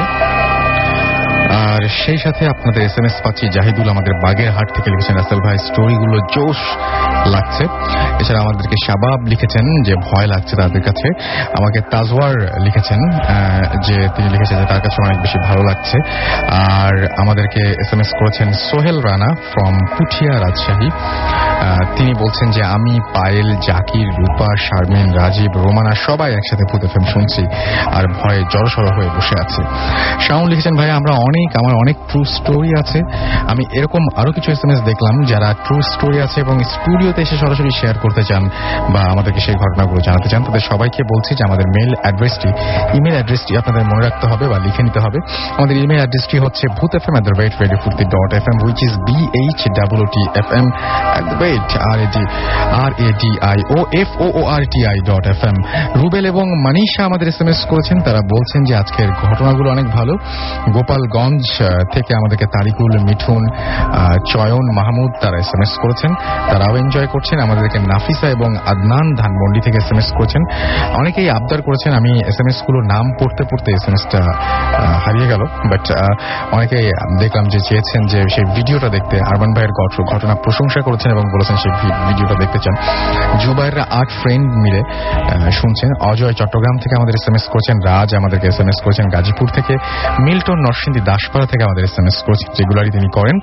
এবং আমাদেরকে এছাড়াও SMS করেছেন আলিম নারায়ণগঞ্জ থেকে। আপনি যদি SMS পাঠাচ্ছেন তাহলে মোবাইলের মেসেজ অপশনে গিয়ে টাইপ করুন SHOUT শাউট স্পেস আপনার নাম স্পেস আপনার মেসেজ, পাঠিয়ে দিন 9840 নাম্বারে। চলে যাব আবারও আরেকটি ঘটনায়, এবং আর একটা ঘটনা আমার কাছে রয়েছে যে ঘটনা যার তিনি আসতে পারেননি, সুতরাং তার ঘটনাটি আমরা এখন শুনবো। আচ্ছা, আমাকে লিখছেন ইন্ডিয়া থেকে একজন। তিনি লিখেছেন যে হ্যালো রাসেল ভাই এবং আমাদের বাংলাদেশের বন্ধুরা, ভূত এফএমের সমস্ত লিসেনার। আমি সোমনাথ সাহা, ওয়েস্ট বেঙ্গল, কলকাতাতে থাকি। আমি একটা আইটি কোম্পানিতে জব করি। আমি আপনাদের সাথে একটা রিসেন্টলি ঘটে যাওয়া ঘটনা শেয়ার করতে চাই। আমার সাথে 1 মাস আগে ঘটেছে। ঘটনাটা ভয়াবহ কিনা জানি না, কিন্তু এটা আনইউজুয়াল, এবং এটা আনইউজুয়াল কিছু ছিল যাকেই বলছি আমার কথা কেউ বিশ্বাস করতে চায় না, কিন্তু আমি জানি যে আমি কি এক্সপেরিয়েন্স করেছি। নর্মালি প্রত্যেক দিন অফিস থেকে আমার বেরোতে সন্ধ্যা 6টা বাজে। অফিস থেকে 2 মিনিট হেঁটে গেলেই বাস ডেপো। সেখান থেকে বাস ছাড়ে এবং সেখান থেকে বাস ছেড়ে স্টেশনের উদ্দেশ্যে। তো প্রতিদিনের মতো আমি সেদিনও বাস ধরার জন্য বেরোতেই অফিস থেকে বের হয়েছে অফিস থেকে, কিন্তু সেদিন অফিসে প্রজেক্ট কমপ্লিট না হওয়ার কারণে, প্রজেক্ট কমপ্লিট হওয়ার লাস্ট ডেট থাকার কারণে আমার রাত 8:30 বেজে যায়। আমি অফিসের পাশে এবং ওই এলাকায় সেরকম কোনো জনবসতি নেই। আছে কয়েকটা চায়ের দোকান, ওটা আইটি সেক্টর, যেখানে শুধু বিভিন্ন ধরনের অফিসের ক্যাম্পাস রয়েছে এবং বাস টার্মিনাসের পাশে একটা হাইওয়ে কানেক্ট করেছে। তো আমি পৌঁছানোর পর দেখি বাসের কিউ রয়েছে। সো নর্মালি লাইন দিয়ে বাসগুলোর মধ্যে যেতে প্রথমে দাঁড়িয়ে আছি এবং সেই বাসটা আগে ছাড়বে বলে আমি সেই বাসটায় গিয়ে উঠেছি। মানে একটা বড় লাইন ছিল, সেই লাইনের মধ্যে থেকে যে বাসটা সবার সামনে দাঁড়িয়ে আছে সেই বাসটায় তিনি উঠেছেন এবং সেই বাসটায় উঠে তিনি দাঁড়িয়েছেন। উঠে দেখি বাসে 3 জন যাত্রী লাস্ট সিটে বসে আছে। তার মধ্যে একজন 60 থেকে 65 বছর বয়সের লোক, মেয়ে এবং মাথায় পাকা চুল এবং কোলে অফিসের ব্যাগ এবং মাথা নিচু করে তিনি বসেছিলেন। আমি শিওর হওয়ার জন্য জিজ্ঞেস করি লোকটাকে, দাদা এই বাসটা কি আগে ছাড়বে? লোকটা কোনো উত্তর না দিয়ে মাথা নিচু করেই বসেছিল। আমি সেকেন্ড টাইম আবার তাকে জিজ্ঞেস করি, তখন তিনি আমার দিকে তাকিয়ে একটা অদ্ভুত হাসি দেন এবং হাসি মুখে ঘুরিয়ে নেন। তো আমি শিওর না হওয়াতে চিন্তা করি যে বাস ডেপোর অফিসের যে ভেতর গিয়ে এনকোয়ারি করি। বাট অদ্ভুত ব্যাপার হলো, আমি যখন নেমে যাব বাস থেকে তখন বাকি 2 জন বসেছিল। ওরা আমাকে দেখে বলল, ও ভাই যাবেন না, এটা আগে ছাড়বে। এবং তাদের মুখে কিরকম আমি না চিন্তা করে নেমে যাই। নামার পর আমি অবাক হয়ে গেলাম, দেখি যে যেই বাসটাতে আমি উঠেছি তার থেকে অনেক পেছনে লাইন দিয়ে বাস দাঁড়িয়ে আছে এবং একটা বাসে প্যাসেঞ্জার্স উঠছে। তখন আমি ওই বাসটার কাছে চলে যাই। যেই বাসটাতে প্যাসেঞ্জার উঠছিল ওখান থেকে কন্ডাক্টর আমাকে চিল্লিয়ে বললেন, ও দাদা ওটা কোথায় গেছেন, ওই বাস তো যায় না, এদিকে এখানে আসুন। আমি বললাম, এই বাস তো 3 জন এই বাসের মধ্যে বসে আছে। কন্ডাক্টরটা আমাকে বলেন, কি যাতা বলছেন, ওই বাসে কে উঠবে? ওই বাস অ্যাক্সিডেন্ট হওয়ার পর ওখানেই পড়ে আছে। বিলিভ মি, আমি যখন ওই বাসে বোর্ড করি তখন বাসটা পারফেক্ট কন্ডিশনে ছিল। আমি অবাক হলাম দেখে যে বাসের টায়ার নেই এবং অনেক দিন ইউজ না করায় যেরকম কন্ডিশন হয় সেরকম একটা কন্ডিশনে বাসটা ওখানে পড়ে আছে। এবং আমি বাস কন্ডাক্টরকে ভুল প্রুভ করার জন্য ভাবলাম যে ওই 3 জন লোকগুলোকে ডেকে নিয়ে এসে, মানে বাস কন্ডাক্টর যেটা বলেছে সেই ইনফরমেশনটা 3 জন লোককে দেওয়ার জন্য আবার উঠলাম। আমি এবার যখন বাসে উঠি অবাক হয়ে গিয়ে দেখি বাসে কেউ নেই, অথচ বাসের ফুটবোর্ডে কাছে আমি দাঁড়িয়েছিলাম। যদি কেউ নেমে যেত সেটা স্পষ্ট বোঝা যেত আমার পক্ষে এবং আমার সামনে দিয়ে নামতে হতো। আমি নিজের কাছে নিরুত্তর হয়ে গেলাম, অবাক হয়ে গেলাম। সারাটা রাস্তা এটাই ভাবতে থাকলাম, তাহলে ওই 3 জন লোক কে ছিল? এই ঘটনার এক্সপ্লেনেশন আমি আজও পাইনি। এই ছিল আমার ঘটনা। ভালো লাগলে পড়ে শোনাবেন। অনেক শুভেচ্ছা রইল। আমি জানি না হয়তো ওই 3 জন ভদ্রলোক মারা গিয়েছিলেন কিনা, বা তারা ওই বাসে কিভাবে এলেন এটা আপনার মতো আমরাও বুঝতে পারিনি। কিন্তু পৃথিবীতে অনেক রহস্যময় ঘটনা ঘটে এবং সেই ঘটনাগুলো আমরা সমাধান তো করতে পারবো না, কিন্তু আপনাদেরকে বলে আনন্দ দিতে পারবো। এবং সেই জন্য আপনাদের SMS চাই, আপনাদের ইমেল চাই। SMS করার নিয়ম হচ্ছে শাউট লিখে স্পেস দিয়ে আপনার নাম লিখে স্পেস দিয়ে আপনার মেসেজ লিখে পাঠিয়ে দিন 9840 নাম্বারে। আর ইমেল করতে চাইলে bhutfm@radiofurti.fm এ আমাদের ইমেল করতে পারেন। যাই হোক, আমরা চলে যাচ্ছি আমাদের পরবর্তী ঘটনায়। এবং পরবর্তী ঘটনায় যাওয়ার কোনো ব্রেক কি দরকার আছে? আমাদের দরকার একটা ছোট্ট ব্রেক আছে, একদমই ছোট ব্রেক। সো আমাদের সঙ্গেই থাকুন, কোথাও যাবেন না। স্টে টিউনড, রেডিও ফুর্তি এন্ড ডোন্ট স্টপ দ্য ফুর্তি।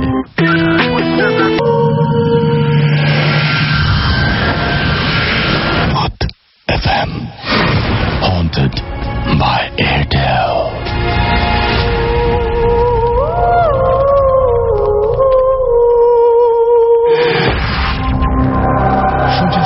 রেডিও ফুর্তি চলছে ভূত FM হন্টেড বাই এয়ারটেল। ঘড়িতে সময় রাত 12:50 বলেছিলাম ছোট্ট একটা বিরতির পরে ফিরে এসেছি এবং আমি দেখতে পাচ্ছি যে অনেক আমাদের লিখেছেন যে ফ্রাইডে হচ্ছে তার জন্য বেস্ট দিন, সপ্তাহের সবচেয়ে বেস্ট দিন হচ্ছে ফ্রাইডে, কারণ এদিন ভূত FM হয়। এছাড়াও আমাদেরকে যেমন খুব ভয় লাগছে কিন্তু নামটা লিখে রফিক টাঙ্গাইল থেকে SMS করেছেন আমাদেরকে মেজবা, এবং তিনি ইন্ডিয়ান সেই সোমনাথ, তাকে তিনি সম্ভবত সোমনাথই তো নাম, আমার মনে হয় সোমনাথ, তাকে অনেক ধন্যবাদ জানিয়েছেন এরকম একটা চমৎকার ঘটনা পাঠানোর জন্য। এবং এছাড়াও আমাদেরকে SMS করেছেন রেবা এবং তার খুব ভয় লাগছে।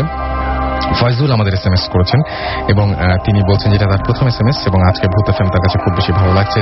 জাবের SMS করেছেন চট্টগ্রাম থেকে এবং সাকিব SMS করে বলছেন ঘটনাগুলো খুব সুন্দর হচ্ছে এবং তিনি ভূত FM শুনে ভয় পাচ্ছেন। শিশির ময়মনসিং থেকে SMS করেছেন। শাহিন আমাদের নরসিংদী থেকে SMS করেছেন আমাদেরকে। সাথী বনশ্রী থেকে সাব্বির আমাদের SMS করেছেন।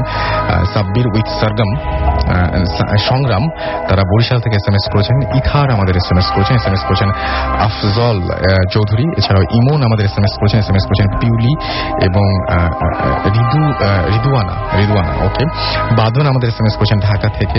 এছাড়াও মিল্টন আমাদের SMS করেছেন নরসিংদী দাসপাড়া থেকে। নয়ন আমাদের SMS করেছেন রাজশাহী থেকে। রনি আমাদের SMS করেছেন আমাদেরকে আমিন সহ আরো অনেকে। আপনি যদি SMS করতে চান শাউট লিখে স্পেস দিয়ে আপনার নাম লিখে স্পেস দিয়ে আপনার মেসেজ লিখে পাঠিয়ে দিন 9840 নাম্বারে। চলে যাব আমাদের গেস্টের কাছে। নতুন একজন গেস্ট রয়েছে, তার ঘটনা শুনবো আমরা। আপনার নামটা একটু বলবেন। হ্যালো, আমি সাজ্জাদ। আপনি কোথা থেকে এসেছেন? খিলগাঁও থেকে। শুনি আপনার ঘটনা। এই ঘটনাটি ঘটেছিল 2009 সালে। তখন আমি পড়তাম ক্লাস 10-এ। তখন আমার ফ্রেন্ড আছে নাম হাসান, ওর বড় ভাইয়ের বিয়ে। ওর গ্রামের বাড়ি হচ্ছে বরগুনাতে।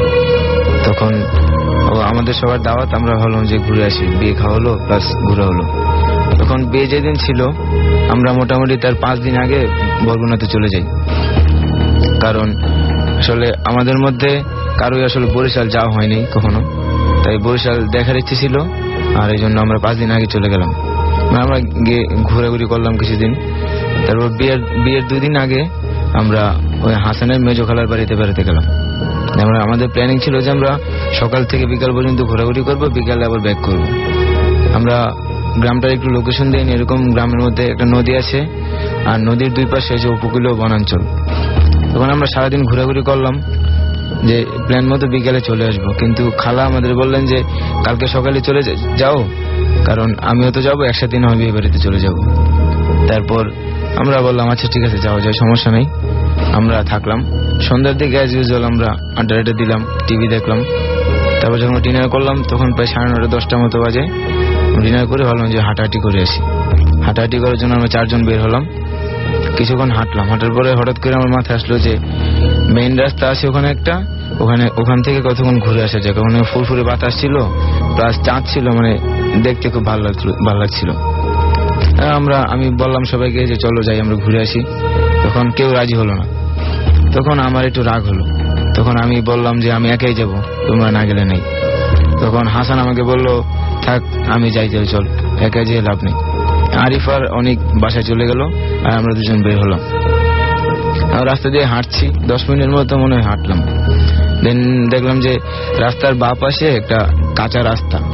সে কাঁচা রাস্তা হাসান বললো যে চল ওদিকে যে ঘুরে আসি, দেখি কি হয়। আমরা বললাম আচ্ছা ঠিক আছে যাওয়া যায়। হাঁটতে শুরু করলাম। কত 5 থেকে 7 মিনিটের মতো হাঁটলাম। দেন বৃষ্টি শুরু হলো, ঝিরিঝিরি বৃষ্টি। কারণ আমি বললাম যে সমস্যা নেই, হয়তো এখনই থেমে যাবে, আর এই টেনশন করে গেছিলাম। আমরা হাঁটতে লাগলাম। এখন কিছুক্ষণ হাঁটতেছি, এদিকে বৃষ্টির বেগ আস্তে আস্তে বাড়তেছে। এখন কিছুক্ষণ পর দেখা যায় খুব বেশ ভালো পরিমাণে বৃষ্টি নেমে গেছে। তখন তো আমরা পুরো ভিজে যাচ্ছিলাম। তখন দেখলাম যে সামনে একটা বিল্ডিং। আমরা দৌড়ে যাই ওটা গেটটার সামনে দাঁড়ালাম। আচ্ছা আমি তার আগে বিল্ডিংটার সম্পর্কে একটু বলে নিই। বিল্ডিংটা হচ্ছে দোতলা একটা বিল্ডিং, মোটামুটি পুরানো টাইপের একটা বিল্ডিং।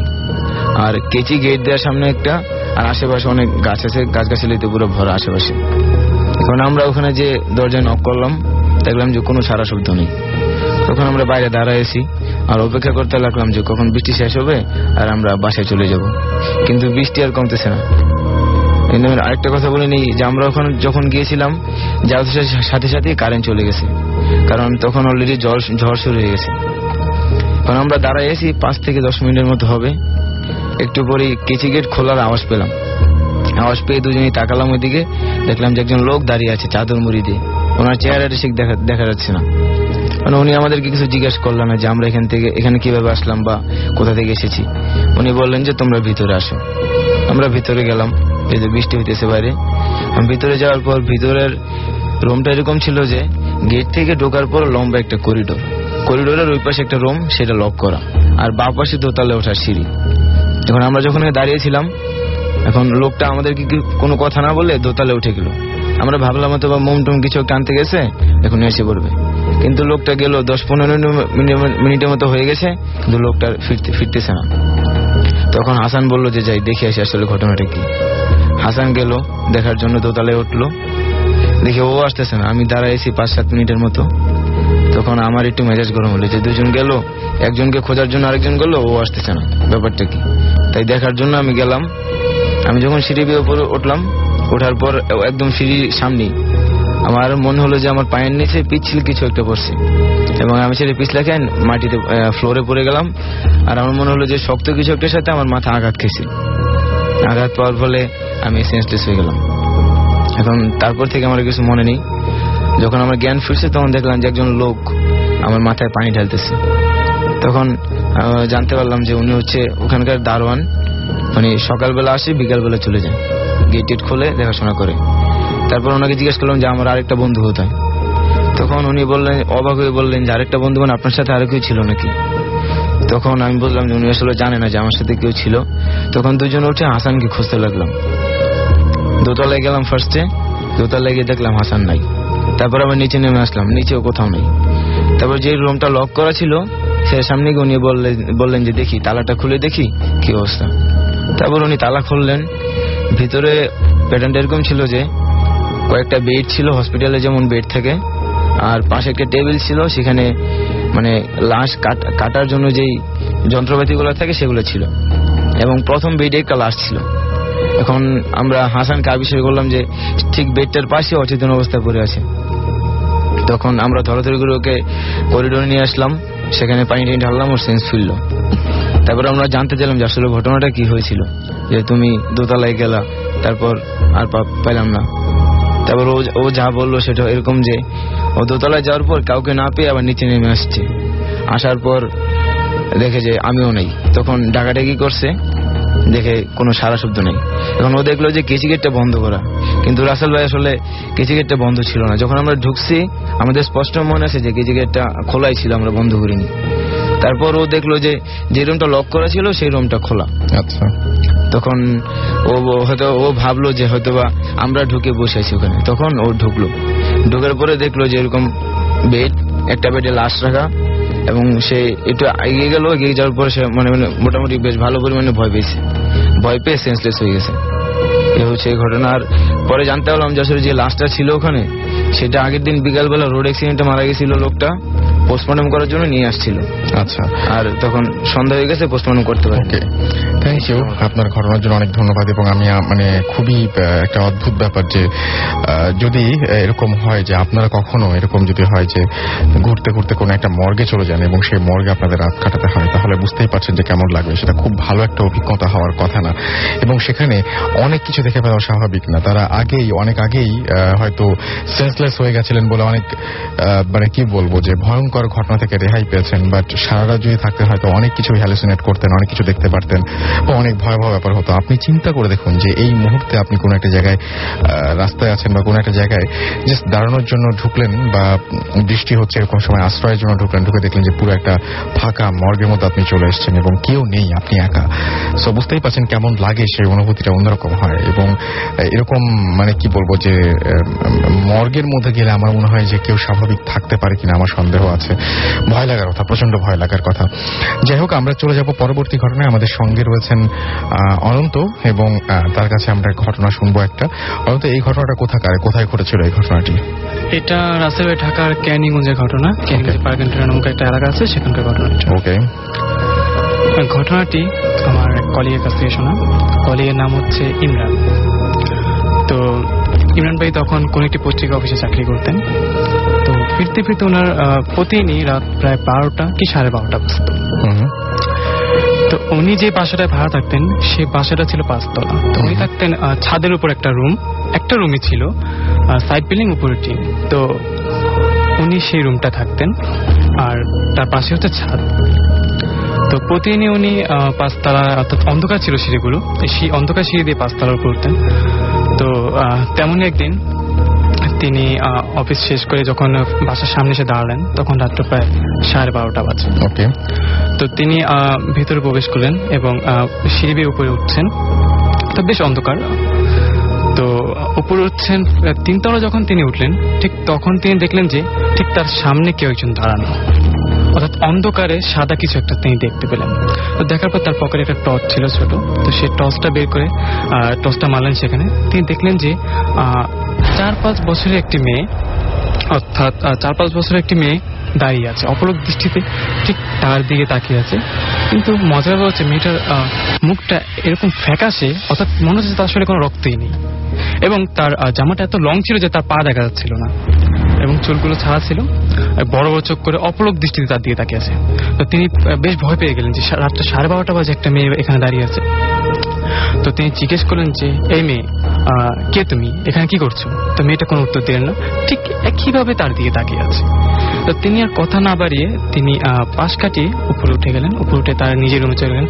আর রাসেল ভাই, যখন তিনি পাশ কাটিয়ে উপরে উঠতে যাচ্ছেন ঠিক তখন তিনি একটা গন্ধ পেলেন, অর্থাৎ কোনো একটা পচে যাওয়া, যেমনটা পচে গেলে, মাংস পচে গেলে ঠিক যেমন একটা গন্ধ আসে, ঠিক সেরকম একটা গন্ধ। তো তিনি তার রুমে গিয়ে ফ্রেশ হয়ে লাইট নিবে, খাওয়া দাওয়া করে লাইট নিবে শুয়ে পড়লেন। ঠিক তার ঘন্টাখানিক পরই তিনি দেখলেন যে অন্ধকারের মধ্যে তার বিছানার শেষ প্রান্তে মনে হচ্ছে কেউ একজন বসে আছে পা ঝুলিয়ে, চুল ছাড়া, যে কোন একটা মেয়ে মূর্তি, যে ঠিক সেটা বোঝা যাচ্ছে। আর তিনি খুব তাড়াতাড়ি উঠে বসলেন। উঠে বসে তিনি লাইট জ্বালিয়ে দেখলেন যে না, কিছু নেই। ঠিক সেই সময় কে যেন দরজায় নক করলো, ঠক ঠক ঠক ঠক দরজা নক করলো। তো তিনি জিজ্ঞেস করলেন কে কে বল। জিজ্ঞেস করার পর দরজা নক থেমে গেল। ঠিক সেই মুহূর্তে তার অর্থাৎ উপরে ছাদ ছিল না, টিনের চালা ছিল, ঠিক সেখানে মনে হচ্ছে নখ দেখে যেন খামচাচ্ছে, অর্থাৎ ভিতরে প্রবেশ করার জন্য। তিনি বেশ ভয় পেয়ে গেলেন। ভয় পেয়ে মোটামুটি সেই রাতটা পার হয়ে গেল। ঘটনা শুরু হলো তারপর থেকে, অর্থাৎ মাঝরাতে শুরু হলো দরজা নক করা, কে যেন দরজা নক করে, আর অটোমেটিক ওয়াশরুমের কল চালু হয়, বন্ধ হয়, ঠিক এই অবস্থা। আর কে যেন টিনের চালার উপরে খামচায়, অর্থাৎ নখ দিয়ে খামচায়, সেই অবস্থাটা। তো তিনি কয়েকদিন এই জিনিসটা ফেস করলেন। ফেস করার পর একদিন তিনি চিন্তা ভাবনা করলেন যে দেখবে কে দরজা নক করে, আজকে দরজা নক করলে তিনি খুলবেন। তো তিনি ওয়েট করছে। ঠিক সময় মতো দরজা নক হলো। নক হওয়ার পর তিনি কোনো কথা না বলে সোজাসুজি দরজাটা খুলে ফেলেন। খুলে ফেলার পর তিনি দেখলেন যে কেউ নেই। তিনি দৌড়ে ছাদে গেলেন। ছাদে গিয়ে দেখলেন ছাদেও কেউ নেই, পুরো ছাদ খালি।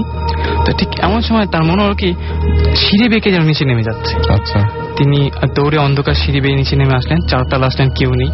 3 তলা আসলেন, সেখানে কেউ নেই। আসলে এত তাড়াতাড়ি কারো পক্ষে সম্ভব না যে কোনো একটি ঘরে প্রবেশ করে দরজা লাগিয়ে দেয়। দরজা লাগিয়ে দিলে কিন্তু শব্দ হতো। তো এই জিনিসটা হওয়ার পর তিনি ফেরত চলে আসলেন তার রুমে।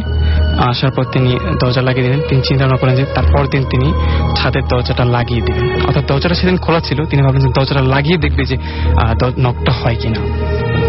ঠিক তারপর দিন চাঁদ ছিল, অর্থাৎ চাঁদের আলো চারিদিকে। তো তিনি শুয়ে আছেন। ঠিক কিছুক্ষণ পর দরজা নক হলো। ঠিক আগের মতোই রাসেলের দরজা নক হলো। এবার তিনি খুললেন না, তিনি ভিতরে বসে রইলেন। বসে থেকে সব জানলা জানলা সব লাগিয়ে দিয়ে তিনি শুয়ে পড়লেন। শুয়ে পড়ার পর ঠিক কতক্ষণ ঘুমিয়েছেন তিনি জানেন না। একটা সময় মনে হলো যে ঠিক সে গন্ধটা, অর্থাৎ যে গন্ধটা তিনি পেয়েছিলেন সিঁড়ি দিয়ে ওঠার সময়, ঠিক সে একটা গন্ধ তার নাকে এসে ধাক্কা গেল। আচ্ছা, তিনি সাথে সাথে চোখ মেললেন। চোখ মেলার পর আসলে তিনি চোখ মেলার পর সরাসরি তার জানাটার দিকে তার আগে নজর যায়। জানাটার ওপাশে হচ্ছে পুরো ছাদটা দেখা যায়।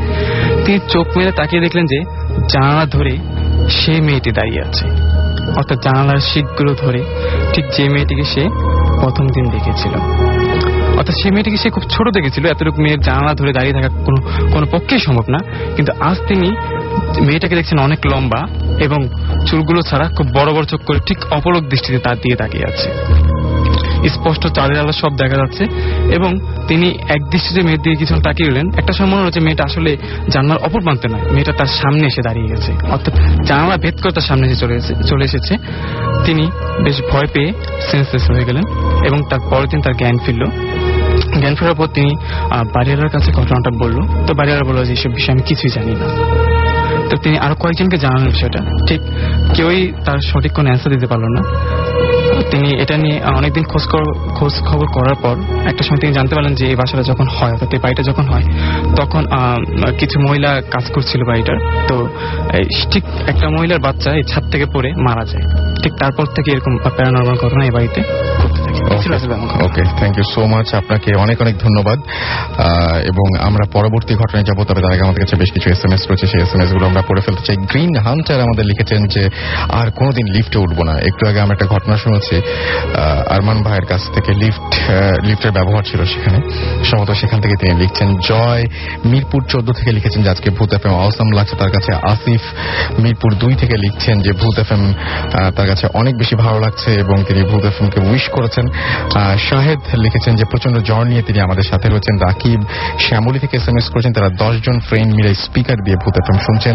সঞ্জয় লিখেছেন যে আই লাভ ভূত FM but you are not reading my SMS। আমি আরো কতজনের SMS এ পড়তে পারছি না, I am really sorry for that, but আমার আসলে কিছু করার নেই সেক্ষেত্রে। ঘুমন্ত পড়ি আমাদের SMS করেছেন এবং তিনি বলেছেন যে টেক্সট কি কখনোই পড়া হবে না, এই যে মানে কমপ্লেন আছেই। আমাদেরকে SMS করেছেন বুড়ি, তিনি বলছেন যে আমাদের আজকের এপিসোডটি ভালো হচ্ছে। এছাড়া আমাদেরকে SMS করেছেন শাওন এবং তামান্না হরিয়ান ইউনিয়ন হাউস রাজশাহী থেকে। আমাদেরকে ভীতুভূত SMS করেছেন আজকে, তিনি প্রথম ভূত FM শুনে ভয় পাচ্ছেন এবং ভূত FM শুনছেন আজকে প্রথম। মেহেদি হাসান ঢাকা থেকে লিখেছেন, ঢাকা বাড়িধারা থেকে, এবং তিনি আমাদেরকে লিখেছেন যে মালয়েশিয়ার সেই ভিডিওটা তারা সবাই দেখতে চান। আমি অবশ্যই সেই ভিডিওটা আপ করার সঙ্গে সঙ্গে আপনাদেরকে জানিয়ে দেওয়া হবে। এবং জিৎ 47 আমাদের SMS করেছেন চট্টগ্রাম থেকে। এছাড়া আমাদেরকে SMS করেছেন দেখতে পাচ্ছি কোচি, SMS করেছেন আমাদেরকে আয়নাথ মুন বরিশাল থেকে, SMS করেছেন আমাদেরকে দেখতে পাচ্ছি ঋষি, এবং এছাড়া উপল SMS করেছেন আমাদেরকে। টম SMS করেছেন রাজশাহী থেকে। সোহেল রানা ঢাকা থেকে SMS করেছেন আমাদেরকে। মুন্না SMS করেছেন, SMS করেছেন লিটা। ইমরান ইমন গাজীপুর থেকে SMS করেছেন, SMS করেছেন আমাদেরকে দেখতে পাচ্ছি রিফাত আশুলিয়া থেকে। এছাড়াও আনলাকি তুহিন আমাদের SMS করেছেন। এছাড়াও অনুপমা SMS করেছেন, SMS করেছেন আদনান লাভার ভূত, SMS করেছেন আলামিন, মিঠু, আমিনুর সহ আরো অনেকে। আপনি যদি SMS করতে চান তাহলে মোবাইলের মেসেজ অপশনে গিয়ে টাইপ করুন SHOUT শাউট স্পেস আপনার নাম স্পেস আপনার মেসেজ পাঠিয়ে দিন 9840 নম্বরে। আনফরচুনেটলি যদি কেউ আজকের এই এপিসোডটি মিস করে ফেলেন তাহলে একেবারেই চিন্তিত হওয়ার কিছু নেই। এয়ারটেল এম রেডিওর মাধ্যমে আপনি এপিসোডটি আবারও শুনতে পারবেন। সেজন্য আপনাকে যেটা করতে হবে, এয়ারটেল এম রেডিও থেকে ডায়াল করতে হবে 4040, সিলেক্ট করতে হবে চ্যানেল 22। তাহলে যে এপিসোডটি আপনি মিস করেছেন বা যে এপিসোডটি আপনি আবারও শুনতে চান সেই এপিসোডটি চাইলেই শুনতে পারবেন। আর নাও আপনি চাইলেই ভূত FM টিউন, যেটা মাসুম এই মুহূর্তে প্লে করছে, সেটা আপনি আপনার টিউন বা মাই টিউন করে ফেলতে পারবেন এবং এটা আমার আছে, সুতরাং আপনি চাইলে নিতে পারেন সেটা। এবং এটার জন্য আপনাকে ছোট্ট একটা কাজ করতে হবে, যেটা আমাকেও করতে হয়েছে। ভূত FM টিউন কোড আপনাকে মনে রাখতে হবে। টিউন কোডটি হচ্ছে 92125 এবং আপনি আপনার মোবাইলের মেসেজ অপশনে গিয়ে টাইপ করুন CT স্পেস দিয়ে আপনি লিখুন 92125, যেটা কোড নাম্বারটা আর কি, এবং তারপর SMS-টি পাঠিয়ে দিন 3123 নাম্বারে, অর্থাৎ CT লিখে স্পেস দিয়ে 92125 লিখে পাঠিয়ে দিতে হবে 3123 নাম্বারে। ব্যাস, টিউনটি আপনার হয়ে যাবে। চলে যাচ্ছি ঘটনায়, এবং আমাদের সঙ্গে আরো একজন নতুন গেস্ট রয়েছেন। আমরা তার নাম জানতে চাইবো এবং কোথা থেকে এসেছেন আপনি প্লিজ বলবেন। হ্যালো লিসেনার্স, আমি অপার, আমার বাসা ধানমন্ডিতে। ওকে, আপনার সবগুলো ঘটনাই মনে হয় ঢাকার বাইরে ঘটেছে, রাইট? ওকে, কোথায় ঘটেছিল ঘটনাগুলো? ঘটনাগুলো সবগুলো ঘটেছে আমার দেশের বাড়িতে কিশোরগঞ্জে, বাজিতপুর থানা। আমরা শুনি ঘটনাটা তাহলে। ওকে, তাহলে প্রথমটা বলি। জি। ফার্স্ট যে ঘটনা আমি বলতে চাচ্ছি সেটা হচ্ছে লাইক 1997-এর দিকে। তো তখন বর্ষাকালের ঘটনা। আমার ফুপুর বিয়ে, ওই টাইমের ঘটনা। বিয়ে ছিল শুক্রবারে, তার আগের দিন ছিল গায়ে হলুদ। সো বৃহস্পতিবারে আমরা সবাই প্ল্যান করছি যে ফুপুর বাসায় যাবো, ওনাদিকে বিয়ের অনুষ্ঠানে গায়ে হলুদের অনুষ্ঠানে জয়েন করবো আমরা। In the meantime like দুপুর 1টা থেকে 2টা থেকে খুব তুমুল বৃষ্টি। গায়ে হলুদের অনুষ্ঠান হওয়ার কথা ছিল সন্ধ্যায়। তুমুল বৃষ্টি মানে খুব বেশি রকমের বৃষ্টি।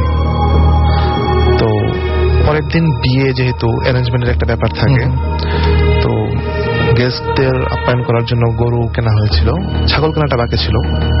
সো আনফরচুনেটলি ওই দিন আমাদের গ্রামে কোনো হাট ছিল না। তো পাশের গ্রামের যে হাটটা, ওইটা আবার ওই দিন বৃহস্পতিবারে হবে। সো আমার দাদা, আমার ফুপুর চাচা আর আমার ফুপুর একটা কাজিন, ইন দ্যাট রিলেশন, আমার সাথে রিলেশনশিপ আমার চাচা এবং আমার দাদা। ওনারা দুজন ডিসাইড করলেন যে পাশের গ্রাম থেকে ছাগল কিনে আনতে হবে। এখন কি করার, পাওয়া যাচ্ছে না যেহেতু। সো ওনারা ডিসাইড করলেন যে যেহেতু সন্ধ্যার দিকে অনুষ্ঠান শুরু হবে, আমরা বিকেলের দিকে রওনা দিয়ে যত তাড়াতাড়ি সম্ভব ব্যাক করে হয়তো অনুষ্ঠানটা কিছুটা পাবো। সো এই সেন্সে ওনারা বৃষ্টির মধ্যেই, তুমুল বৃষ্টির মধ্যে রওনা দিলেন, লাইক 3টা 4টা বা 4:30টার দিকে। আসলে বৃষ্টি ছিল তো, মানে ওয়েদারের কারণে গেস করা যাচ্ছিল না কয়টা বাজে। সো যাওয়ার কোনো উপায় নেই, বাস নাই, রিক্সা নাই, কিছু নাই, খুব স্বাভাবিক। বৃষ্টির মধ্যে যেতে হবে, হ্যাঁ বেশ কিছুটা দূরে। এবং পজিশনটা বলি, আমাদের গ্রামের 2টা গ্রামের মাঝামাঝি একটা মানে লাইক 2 or 3 কিলোমিটার মতো একটা হাইওয়ে, ওই হাইওয়েটা পার হয়ে যেতে হবে। সো ওনারা ডিসাইড করলেন যে হেঁটেই যাবেন। আচ্ছা, তো রওনা দিলেন। তো আরেকটা কথা আমি বলে রাখি, আমাদের গ্রামের লাস্ট মাথায় হচ্ছে একটা মসজিদ, এখানেই অফিসিয়ালি আমাদের গ্রামের সীমাটা শেষ। তারপরে একটা মোটামুটি লং ডিস্টেন্স একটা হাইওয়ে টাইপ, তারপরে হচ্ছে প্রায় 1-1.5 কিলোমিটার পরে হচ্ছে ওই গ্রামটা শুরু।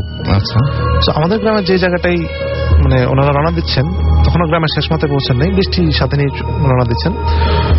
তো হাঁটতেছেন, হঠাৎ করে গ্রামের শেষ মাথা পারও হয়ে গেছেন।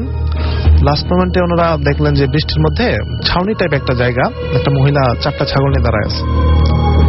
ছাগলটাকে কাঁঠাল পাতা খাওয়াচ্ছে ছাগলগুলাকে, আর মহিলার মুখের একটা পাশ তার আঁচল দিয়ে ঢাকা, শাড়ির আঁচল দিয়ে ঢাকা। তো আমার দাদা বললেন যে সামনে কয়েকটা ছাগল দেখা যাচ্ছে, চলো জিজ্ঞেস করি, যদি বাই চান্স কিনে ফেলতে পারে, আমাদের এত দূর যেতে হবে না হেঁটে। তো চাচাকে বললেন তুমি জিজ্ঞেস করো বিক্রি করবে কিনা। তো চাচা জিজ্ঞেস করছেন, এই মহিলা ছাগল কি আপনার, আপনি কি বিক্রি করবেন কিনা, আমাদের ছাগল লাগবে। তো মহিলা কোনো কথা বলে না। দ্বিতীয়বার জিজ্ঞেস করা হলো, মহিলা তারপরে কোনো কথা বলতেছে না। তখন আমার দাদা জিজ্ঞেস করলো, কি কিছু বলো, ছাগল কি বিক্রি করবা নাকি করবা না, কয়টা আছে, কি আসে বিষয়, কত দাম, বিক্রি করলে বলো, আমরা এখনই কিনে নিয়ে যাবো, ক্যাশ টাকা আছে সাথে। তো মহিলা বলে কয়টা আছে সেটা, মানে একটু গ্রাম্য ভাষায়, কয়টা আছে সেটা জানার দরকার নাই, আপনাদের তো 4টা লাগবে ছাগল, 4টায় আছে, নিয়ে যান।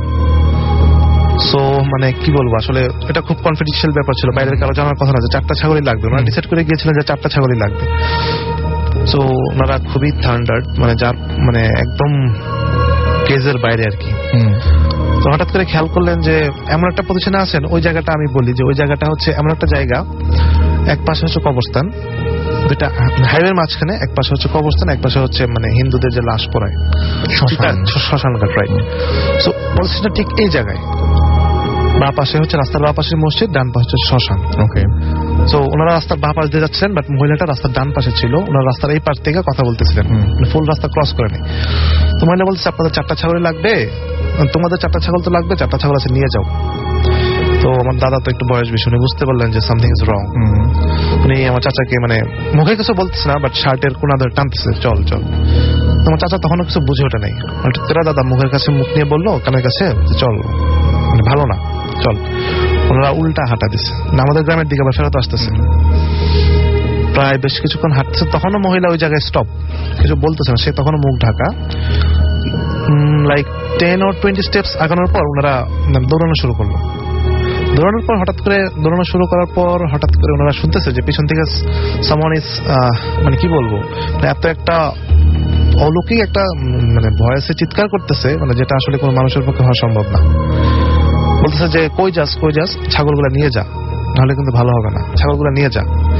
চিৎকার শুনে ওরা দুজনেই পিছনে তাকাইছে, দেখা যায় একটা ওই মহিলাটা, ছাগলগুলো নাই ততক্ষণে, কাঁঠাল পাতা কিছু নাই, মহিলার চুল উঠতেছে, কাপড় দেওয়া টেয়া কিছুই, মানে আগে যা ছিল কিছুই নাই।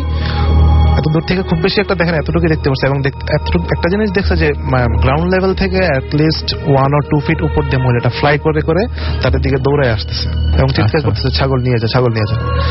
ওনারা দৌড়ের স্পিড বাড়ানোর পর যেই মুহূর্তে আমাদের ভিলেজের টেরিটরিতে ঢুকলো, মানে জাস্ট আমাদের সীমানায় ঢুকলো, ওই জায়গায় ঠিক মসজিদটা ঢোকার সাথে সাথে আজানটা পড়লো। মানে ওই টাইমটা ছিল হচ্ছে মাগরিবের, ততক্ষণে মাগরিবের আজানের টাইম হয়ে গেছে। সাথে সাথে আজানটা পড়লো, মসজিদের সামনে এসে পিছনে তাকালো, কিচ্ছু নাই, একদম রাস্তা পুরো ফাঁকা। মানে এটা ব্যাপারটা আসলে কি বলবো, মানে যখন আর কিছু ছিল না, এবং সাথে সাথে 2 মিনিট হয়নি তাদের সাথে ঘটনাটা ঘটছে। আর সবচেয়ে আশ্চর্যজনক ব্যাপার হচ্ছে যে মহিলার মানে মনের কথাটা বুঝতে পারা, বা যে জিনিসটা না প্রকাশিত না, সেই জিনিসটা বুঝতে পারা যে 4টা ছাগল কিভাবে লাগবে বা কেন লাগবে।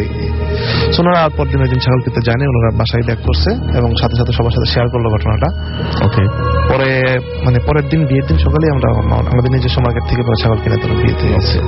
ওকে, এটাই ছিল। থ্যাংক ইউ সো মাচ, আপনাকে অনেক অনেক ধন্যবাদ। আমরা আরো ঘটনা শুনবো, তবে তার আগে একটু ছোট্ট বিরতি নিয়ে আসতে হবে।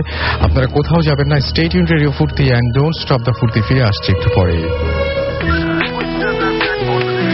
রেডিও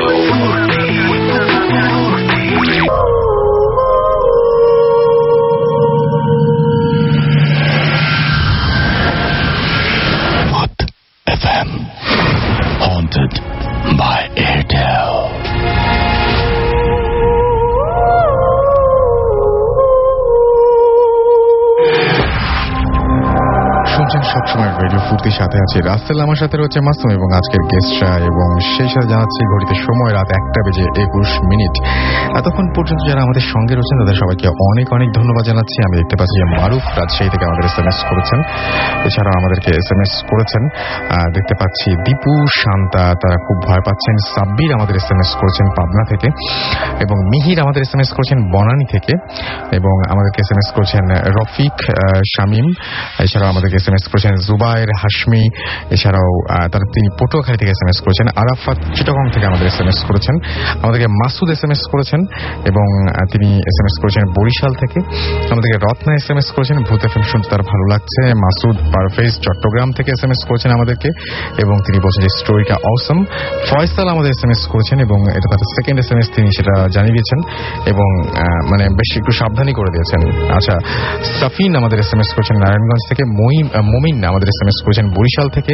তানভীর গ্রিন রোড থেকে SMS করেছেন, এবং সাথী, সোমা, শিমু তারা SMS করেছেন আমাদেরকে, এবং আমাদেরকে SMS করেছেন এবং সাথী, শিমু, সোমা তিনজনের অবস্থা খুব খারাপ ভূত এফএমের ঘটনাগুলো শুনে। আচ্ছা, ইবু আমাদের SMS করেছেন জুবায়ের, জয়দেবপুর গাজীপুর থেকে তারা SMS করেছেন, ভূত এফএম শুনছেন তারা। জাহিদ আমাদের SMS করেছেন সিলেট থেকে। শাকিল আগারগাঁও থেকে SMS করেছেন। আরো অনেকে আমাদের SMS করেছেন। আপনি যদি SMS করতে চান তাহলে মোবাইলের মেসেজ অপশনে গিয়ে টাইপ করুন SHOUT শাউট স্পেস আপনার নাম স্পেস আপনার মেসেজ পাঠিয়ে দিন 9840 নম্বরে। আমরা আবারও চলে যাচ্ছি ঘটনায় অনন্তর কাছে। অনন্ত। রাসেল ভাই, আমি এখন যে ঘটনা বলবো সেটা চাঁদপুরের ঘটনা। ঘটনাটি আমার বন্ধুর বড় ভাইয়ের সাথে ঘটেছিল। ঘটনাটি ঘটে 2008-এ। আমার বন্ধুর যে গ্রামে থাকে সেই গ্রামের পাশ দিয়ে ছিল একটি রেল লাইনের রাস্তা, সেটা চাঁদপুর গিয়ে শেষ হয়েছে।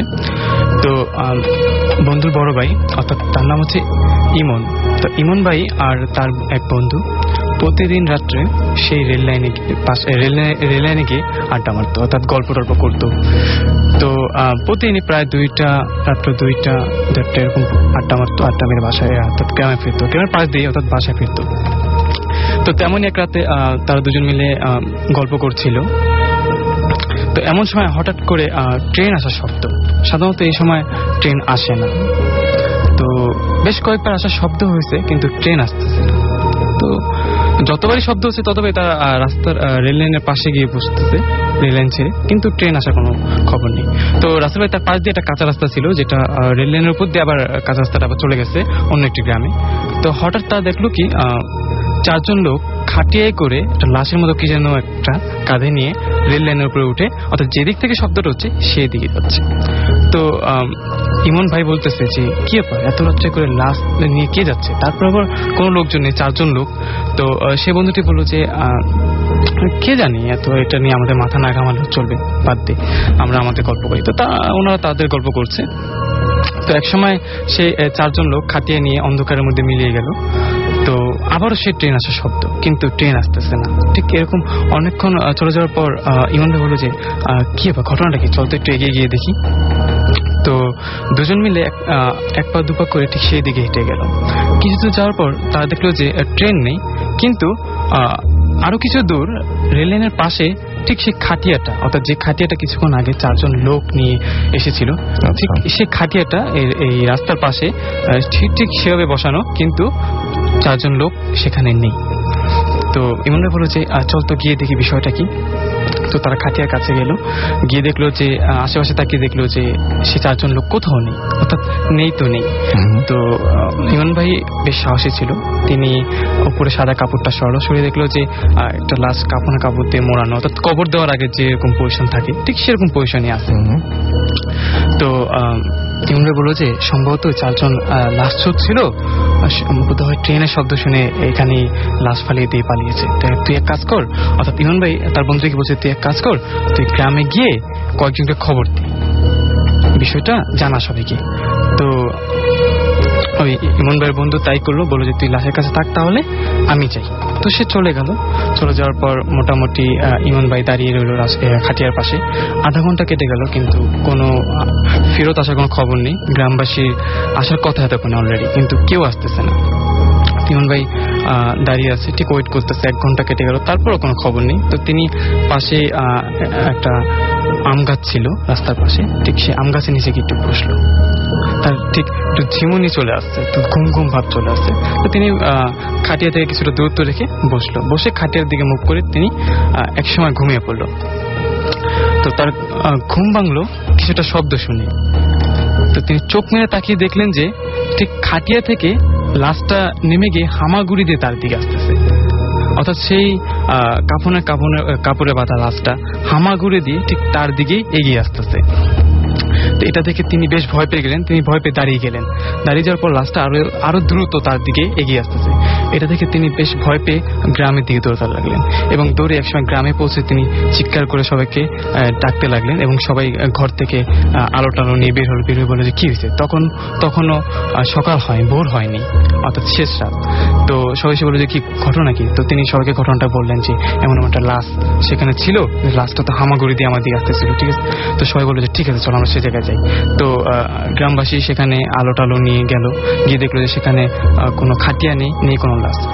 তো এর মধ্যে রাসেল ভাই সে বন্ধুটিকে খুঁজে পাওয়া যাচ্ছে না, যে বন্ধুটিকে অর্থাৎ ইমন ভাই পাঠিয়েছিল গ্রামে সবাইকে খবর দেওয়ার জন্য। তো অনেক খোঁজাখুঁজি করার পর তার কোনো খবর নেই। ঠিক সকাল হওয়ার পর আলো যখন ফুটলো ঠিক তখন তিনি গ্রামে এসে হাজির হলো। আসার পর ইমন ভাই তাকে জিজ্ঞেস করলো যে কি আবার তোকে আমি পাঠালাম সবাই খবর দেওয়ার জন্য, কিন্তু তুই এই মাত্র এসে বসলি। তো তখন ইমন ভাইয়ের বন্ধুটি বললো যে আমি সারা রাত্র হেঁটেও গ্রামের রাস্তা খুঁজে পাইনি। অর্থাৎ তার এখান থেকে তিনি গ্রামে আসার জন্য যখন রওনা দেয় তিনি হাঁটতে থাকে কিন্তু গ্রামের রাস্তা খুঁজে পায় না। অর্থাৎ অন্ধকারে তিনি যে কোথায় হেঁটেছে কোথায় গেছে তিনি কিছুই চিনতে পারেনি, কিছুই খুঁজে পায়নি। তো রাসেল ভাই এটা ছিল আপনার ঘটনা। ওকে, আপনাকে অনেক ধন্যবাদ। এবং আমি এরপরে দেখতে পাচ্ছি আরো বেশ কিছু SMS রয়েছে আমাদেরকে। সুমি, ফরিদা এরা সবাই SMS করেছেন এবং আজকের ভূত FM জমে উঠছে তাই লিখেছেন। সুস্মিতা বণিক আমাদের SMS করেছেন এবং তিনি বলেছেন যে তিনি বলছেন যে আজকে রাত্রে ঘুম হওয়াটা ডিফিকাল্ট হয়ে যাবে, সেটা বোঝার চেষ্টা করছেন আর কি। রাহি এবং রাইট আমাদের SMS করেছেন চট্টগ্রাম থেকে এবং আজকে স্টোরি শুনে তিনটা তারা খুব ভয় পেয়েছেন। শম্পা ঢাকা থেকে আমাদের SMS করেছেন আমাদেরকে মিল্টন টাঙ্গাইল থেকে এবং এছাড়াও রিয়াজ আমাদের SMS করেছেন খিলক্ষেত থেকে। আমাদেরকে চাঁদনি লুনা আমাদের SMS করেছেন। এছাড়াও SMS করেছেন আমাদেরকে দেখতে পাচ্ছি নবনী এবং শ্রাবণী গাজীপুর থেকে এবং তিনি বলছেন আজকের কাহিনী খুব দারুণ। মোহাম্মদ নিয়ামুল পটুয়াখালী থেকে SMS করেছেন, তারা 3 ফ্রেন্ড মিলে শুনছেন। অ্যানি এবং মেহনাজ আমাদের উত্তরা থেকে SMS করেছেন এবং এটা তাদের 3rd SMS সেটা জানিয়ে দিয়েছেন এবং জানিয়ে দিচ্ছেন যে এটা না পড়লে খবর আছে। আমি খুব ভয়ে পড়ে ফেললাম আর কি। নাজমা আমাদের SMS করেছেন, নাজমা রফিক ইব্রাহিমপুর থেকে। এছাড়াও আমাদেরকে নীরব SMS করেছেন কক্সবাজার থেকে। জাকি আমাদের SMS করেছেন আমাদেরকে জহুরুল ইসলাম। এছাড়াও আমাদেরকে SMS করেছেন দেখতে পাচ্ছি রেড ব্লাড, আব্দুল বাকি সহ আরো অনেকে। যদি আপনি SMS করতে চান তাহলে মোবাইলের মেসেজ অপশনে গিয়ে টাইপ করুন SHOUT শাউট স্পেস আপনার নাম স্পেস আপনার মেসেজ পাঠিয়ে দিন 9840 নাম্বারে, আপনার এয়ারটেল নাম্বার থেকে বা অন্য যে কোনো নাম্বার থেকে। চলে যাচ্ছি ঘটনায়। আপনার নামটা একবার একটু বলবেন। হ্যালো লিসেনার্স, আমি অপার ধানমন্ডি থেকে। ওকে, আপনার ঘটনা শুনি আমরা আবার। ওকে, রাসেল ভাই এখন যে ঘটনাটা বলবো সেটাও আমার ফ্যামিলি মেম্বারের সাথেই ঘটা। তবে এটা বলার আগে আমি একটা ইনফরমেশন আপনাকে দিতে চাই যে ওয়েদার আপনি যেসব যে প্যারানর্মাল অ্যাক্টিভিটি ওগুলো বেস করে আসলে কে কতটুকু বিলিভ করে তার উপর। But I have no choice, আমার যেহেতু ফ্যামিলি মেম্বারদের সাথে ঘটা I have to believe. So in that case আমরা কিছুটা হয়তো বা যারা অল্প বিস্তর জানি এসব প্যারানর্মাল বিষয়ে একটা জিনিস সবাই মানবে যে কিছু একটা স্পেসিফিক টাইমে কিন্তু এসব জিনিসগুলো ঘটে থাকে জেনারেলি, লাইক ধরেন সন্ধ্যার আগে বা ভোরের আজানের আগে। তো এখন যে আমি যে ঘটনাটা বলবো এটা এরকম একটা স্পেসিফিক টাইমিং এর আন্ডারে। এটা আমার এক নানার ঘটনা। নানা বলতে আমার আম্মুর মামা। আচ্ছা, তো উনি খুব ছোটবেলা থেকে অনেক পরহেজগার, নামাজ পড়তেন মানে কি লাইক 12-13 বছর বয়স থেকে উনি মানে এমন ভাবে নামাজ পড়তেন যেগুলো কেউ কখনো পড়তো না বা কল্পনার বাইরে। উনি খুবই পরহেজগার ছিলেন। উনি বর্তমানে এখন একটা মানে মসজিদের ইমাম, বাট সঙ্গত কারণে আমি বলতেছি না সেটা কোন জায়গায়। তো ওনার ঘটনাটা হচ্ছে 1985 or something like that। তখন উনি ক্লাস 9-10 পড়েন। তো গ্রামে থাকতেন।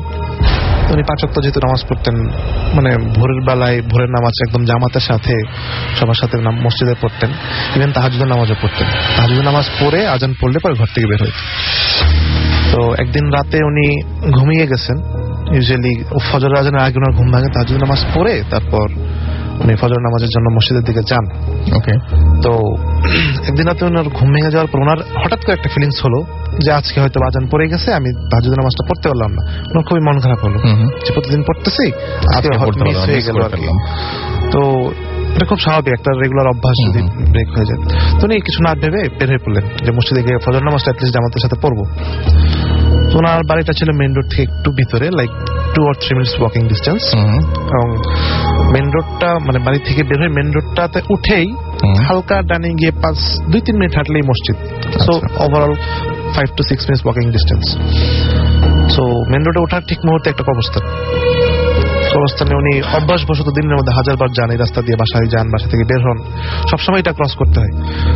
প্রত্যেকবারই উনি এটাকে সালাম দিতেন, আমরা যেভাবে কবরস্থানকে সালাম দিই, সো উনি সালাম দিতেন। তো অভ্যাসবশত ওই দিনও যাওয়ার সময় সালাম দিলেন ভোরবেলা। কি বলবো, মানে উনি he just got a reply. আচ্ছা, জাস্ট গট এ রিপ্লাই। কবরস্থান থেকে ওনার সালামের জবাব আসছে। উনি বললেন আসসালামু আলাইকুম হেলাল কবর, সাথে সাথে ওখান থেকে রিপ্লাই আসলো ওয়ালাইকুম আসসালাম। মানে জাস্ট এটা আমার ইভেন এখন বলতে আমার ভয় লাগতেছে। তো উনি মানে আর ওনার এরপর কিছু মনে নেই, সেন্সলেস। তো ওনাকে মানে উদ্ধার করছে হচ্ছে যে বাড়ির যারা আছে মুরব্বীরা, আজান পড়ার পর যারা নামাজ পড়তে বের হয়েছিলেন মুরব্বীরা, তখন ওনার মানে দেখলো যে সেন্সলেস পড়ে আছে, বাসায় নিয়ে আসলো। তো বাসায় আনার পর প্রায় একদিন মোর দেন 24 hours, 24 থেকে 36 আওয়ার্সের মধ্যে ওনার সেন্স ফেরত আসলো। এর আগে আসলে সেন্স ফেরত আসার পর দেখা যাচ্ছে যে উনি কাউকে চেনে না।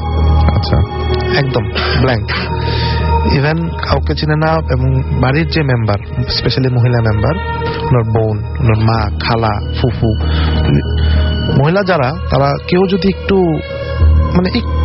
ব্যাপার ধরে ওনার সামনে যায়, উনি হি স্টার্টেড স্পিটিং, থুতু মারতেন। ইভেন একটু চুল দেখা যাচ্ছে বা মাথায় কাপড় নাই, তিনি থুতু মারতেন। মানে কারো সামনে যেতেন না, কোনো মহিলার সামনে যেতেন না। এরকম চললো প্রায় বছর খানেক বা বছর 2-এর মতো। হি জাস্ট ফরগট এভরিথিং, তার কিছুই মনে নেই। হঠাৎ করে আল্লাহর রহমতে একদিন ভালো হয়ে গেল, জাস্ট কোনো কিছু ছাড়াই ভালো হয়ে গেল। বাট ভালো হওয়ার পর ওনার কিছু মনে নেই সব ঘটনা, আগে কি ঘটছিল, মানে ভালো হওয়ার পর আগে কি ঘটছিল মনে আছে, বাট এই যে মাঝখানে যে 1-1.5 বছর গেল, উনি কি করেছেন না করেছেন কিচ্ছু মনে নেই। ওকে, যাই হোক, এটা ভালো যে উনি এখন সুস্থ আছেন, সেটাই ভালো একটা ব্যাপার। আচ্ছা, আমাদের আরো একজন গেস্ট রয়েছেন, তার কাছে একটা ছোট্ট ঘটনা শুনবো আমরা, খুব ছোট্ট করে, যেহেতু এখন শেষের দিকে আরো কিছু ঘটনা আমাদের থেকে গেছে, সুতরাং আমরা খুবই ছোট করে শুনবো। তার কিছু SMS পড়ে ফেলি। সাকিব আমাদের SMS করেছেন জাহাঙ্গীরনগর সাভার থেকে, এবং আমাদের SMS করেছেন নীরব সিলেট থেকে। এছাড়াও আমাদেরকে মিঠু SMS করেছেন বরিশাল থেকে, প্রদীপ SMS করেছেন আমাদেরকে, SMS করেছেন রানী, SMS করেছেন আমাদেরকে আরিয়া, ইমরান, এবং আমাদেরকে SMS করেছেন দেখতে পাচ্ছি তানভীর গ্রিন কর্নার থেকে। এছাড়াও আমাদেরকে SMS করেছেন মেজবা, SMS করেছেন আমাদেরকে বিজয় মংলা থেকে। এছাড়াও আমাদেরকে SMS করেছেন দেখতে পাচ্ছি সোলাইমান। এছাড়াও আমাদেরকে SMS করেছেন mister Abir from Mirpur 1। Silent hill, এটা খুবই ভালো একটা মুভির নাম, এটা হরর যদিও, এবং আমার খুবই খুবই খুবই পছন্দের একটি মুভি। যাই হোক, সাইলেন্ট হিল আমাদের SMS করেছেন ফকিরহাট বাগেরহাট থেকে। এছাড়া আমাদেরকে সুবীর SMS করেছেন যশোর থেকে। রীতা আমাদের SMS করেছেন, এবং তিনি নিয়মিত ভূত এফএম শুনেন জানিয়েছেন। অনিকা আমাদের SMS করেছেন আমাদেরকে। এছাড়াও রাজীব জামাল খান চট্টগ্রাম থেকে। এছাড়াও কনক আমাদের রাজশাহী থেকে SMS করেছেন, এবং ডিজে মাসুম আমাদের SMS করেছেন সিলেট থেকে। SMS করেছেন সগির, SMS করেছেন রিঙ্কু সহ আরো অনেকে। ছোট্ট একটা ঘটনা আপনাদের কাছ থেকে আমরা শুনতে চাই। আপনার নামটা বলবেন তার আগে। আমার নাম কৌশিক। তো যে ঘটনাটা আমি বলতে যাচ্ছি সেটা কিছুদিন আগে আমার মানে নিজের চোখে দেখা, আসলে দেখা না, ফিল করা। তো কিছুদিন আগে আমার এক খালুর কুলখানি অনুষ্ঠানে আমি বিক্রমপুর যাই। তো আমার খালুর বাড়িটা যেখানে, বাড়ির সিচুয়েশনটা হলো তার পাশে একটা খাল, এবং সেই খালটা মিলিত হয়েছে পদ্মা নদীর সাথে। তো যেহেতু এখন বর্ষাকাল, তো মানে খালটা আরো বেশি অনেক পানি বেশি চলে আসছে। তো যেহেতু মানে পাশে খাল, তো ওখানে অনেক নৌকা আছে। তো যেদিন কুলখানি অনুষ্ঠান শেষ হয়, তো সেদিনই বিকাল দিকে, তো আমি আমার এক কাজিনকে নিয়ে, সাথে আমার এক ফুফাতো বোনকে নিয়ে আমি যাই নৌকায়। তো আসলে সচরাচর ঢাকায় থাকা হয়, তো সেজন্য নৌকাটা চড়া হয় না, তো এর জন্য অনেক কিউরিওসিটি ছিল। তো আমি আমার নৌকায় আমি, আমার এক কাজিন আর আমার ফুফাতো বোন, তার একটা 4 বছরের বাচ্চা, নৌকায় উঠি। তো কিছুক্ষণ ঘোরাঘুরির পরে আমার ফুফাতো বোন তো বলতেছে যে আমাকে নামাই দাও। তো কি করলাম, আমরা ঘাটে আবার আসলাম, ঘাটে আবার এসে আমার বোনকে আর বোনের বাচ্চাকে নামাই দিলাম। আচ্ছা। তো যেহেতু এখন নৌকায় আসলে বেসিক্যালি আমি আর আমার কাজিন, তো আমার কাছে খুব ভালো লাগতেছে যে অনেকদিন পর নৌকা উঠতেছি, তার মধ্যে জ্যোৎস্না হবে। তো আমি আমার ভাইকে বলতেছি চল আজকে যেহেতু ফুল জ্যোৎস্না হবে তো আজকে অনেকক্ষণ ঘুরবো নৌকায়। তো বলতেছে নৌকায় ঘুরবি, সন্ধ্যা হয়ে যাচ্ছে, আর মানে আমাদের ডাইরেক্ট জিজ্ঞেস করলো যে তুই কি ভূত বিশ্বাস করিস নাকি? তো আমি বললাম না, ধুর এগুলো মানুষ বিশ্বাস করে, এগুলো কি বিশ্বাস করার মতো, আমি জীবনে দেখি না, বিশ্বাস করবো না। ও বলতেছে, যখন দেখলো যে আমার ভিতরে অনেক কনফিডেন্স, আমি এগুলো বিশ্বাস করি না, তো বললো ঠিক আছে আজকে তোর আমি ভুল ভাঙাবো। আমি বললাম কিভাবে? এমন একটা জায়গায় নিয়ে যাবো তুই একটু হইলেও ভয় পাবি। তো আমি বললাম ঠিক আছে। তো আসলে বেসিক্যালি একটা বাজে অভ্যাস যেটা আমার সিগারেট খাওয়া। তো নৌকার মধ্যে বসে আমি খাচ্ছি আর বলতেছি চল নিয়ে চল। তো মিনিমাম 20 মিনিটস কি 25 মিনিটস মানে নৌকা বাওয়ার পরে একটা জায়গায় গেলাম। তো জায়গায় যাওয়ার পরে আসলে একটু হইলেও ভয় পাইলাম। কি কারণে? কারণ ওই জায়গাটা ছিল এরকম যে বাঁ পাশেও জঙ্গল, ডান পাশেও জঙ্গল, কোনো বাড়িঘর নেই, জাস্ট খাল, বাঁ পাশেও জঙ্গল, ডান পাশেও জঙ্গল। তো বাঁ পাশে ও আস্তে করে নৌকাটা ভিড়ালো। তো ভিড়ায় সে আমাকে একটা বাড়ি দেখাইলো। আসলে বাড়িও না, ভাঙা বাড়ি, পাকা আধা পাকা টাইপের, মানে কোন রকমে টিকে আছে। এবং সেই বাড়িটা দেখায় বললো ওইটা ছিল আগে একটা পোস্ট অফিস, যেটা ব্রিটিশ আমলে, এবং এটা এখন কিছুই না, যে ধ্বংসাবশেষ আছে। এবং এখানে মানে জনশ্রুতি আছে যে এই পোস্ট অফিসের ভিতরেই দুইটা ছেলে, আমি আসলে সময়টা জানি না, মারা গেছে ফাঁসি দিয়ে। তো এরপরেই আসলে সচরাচর এই সাইডে কেউ আসে না। আচ্ছা। তো আমি বললাম ঠিক আছে, আমার শুধু একটাই ভয়, সেটা সাপের। আমি বললাম তোর বইটাটা নিয়ে নে, যদি সাপ টাপ দেখি তাহলে তো লাগবে। ঠিক আছে। তো আমি নামলাম, কারণ আমার মধ্যে তখনও এই মানে কোনো ভয় টয় বা কোনো ফিল কাজ করতেছে না। সাথে ওই কাজিনটা নামলো। তো কাজিনটা নামার পরে আমি বইটাটা আমার হাতে নিলাম, আমার হাতে তখন সিগারেট। তো আমি নামার কিছুক্ষণ পরেই আমি মানে পা বাড়ি দিয়ে মানে যাচ্ছি। কি কারণে? কারণ সাপ শব্দ পেলে দূরে চলে যায়। তো এরপরে আমি যখন যাচ্ছি, তো তার একটু পরেই নামার প্রায় একটু ঘুরে দেখতেছি, জাস্ট পোস্ট অফিসের কাছে যাব দেখতে, হঠাৎ করে দেখি চারিদিকে প্রচন্ড বাতাস। প্রচন্ড বাতাস মানে বাতাস হওয়ার কোনো মানে কারণ ছিল না আগে, বাট দুর্দান্ত বাতাস। এবং আমি বুঝতে পারতেছি আমার চারদিক দিয়ে কিছু একটা ঘুরতেছে, সামথিং মানে ফিল করতেছি, আমি দেখতেছি না, ফিল করতেছি। এবং চারদিকে আমি শুনতেছি মানে ডালের সাথে ডাল বাড়ি লাগলে যে বিকট আওয়াজগুলা, সেই আওয়াজগুলা। এবং সবচেয়ে আশ্চর্য ব্যাপার হলো, আমি যখন খালটা ঠিক ওই পারে তাকাইলাম, দেখলাম ওই সাইডে কোনো বাতাস নাই। আচ্ছা। মানে তখনই আমি পুরো স্পিচলেস হয়ে আমি জাস্ট তাকাই রইলাম, এটা আমি কি দেখতেছি। এই সাইডে আমি প্রচন্ড বাতাস ফিল করতেছি, বাট নদীর খালের ওই পারে কোনো বাতাস নেই।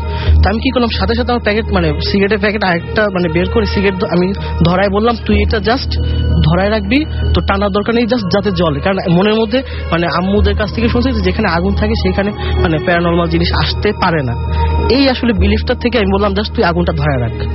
তো ওরে দিয়ে আমি সাথে সাথে বললাম তুই ধরে রাখ। তারপর আমরা কিছুক্ষণ থেকে ওখান থেকে আমি তাড়াতাড়ি নৌকা নিয়ে আমি বললাম চল ব্যাক করি।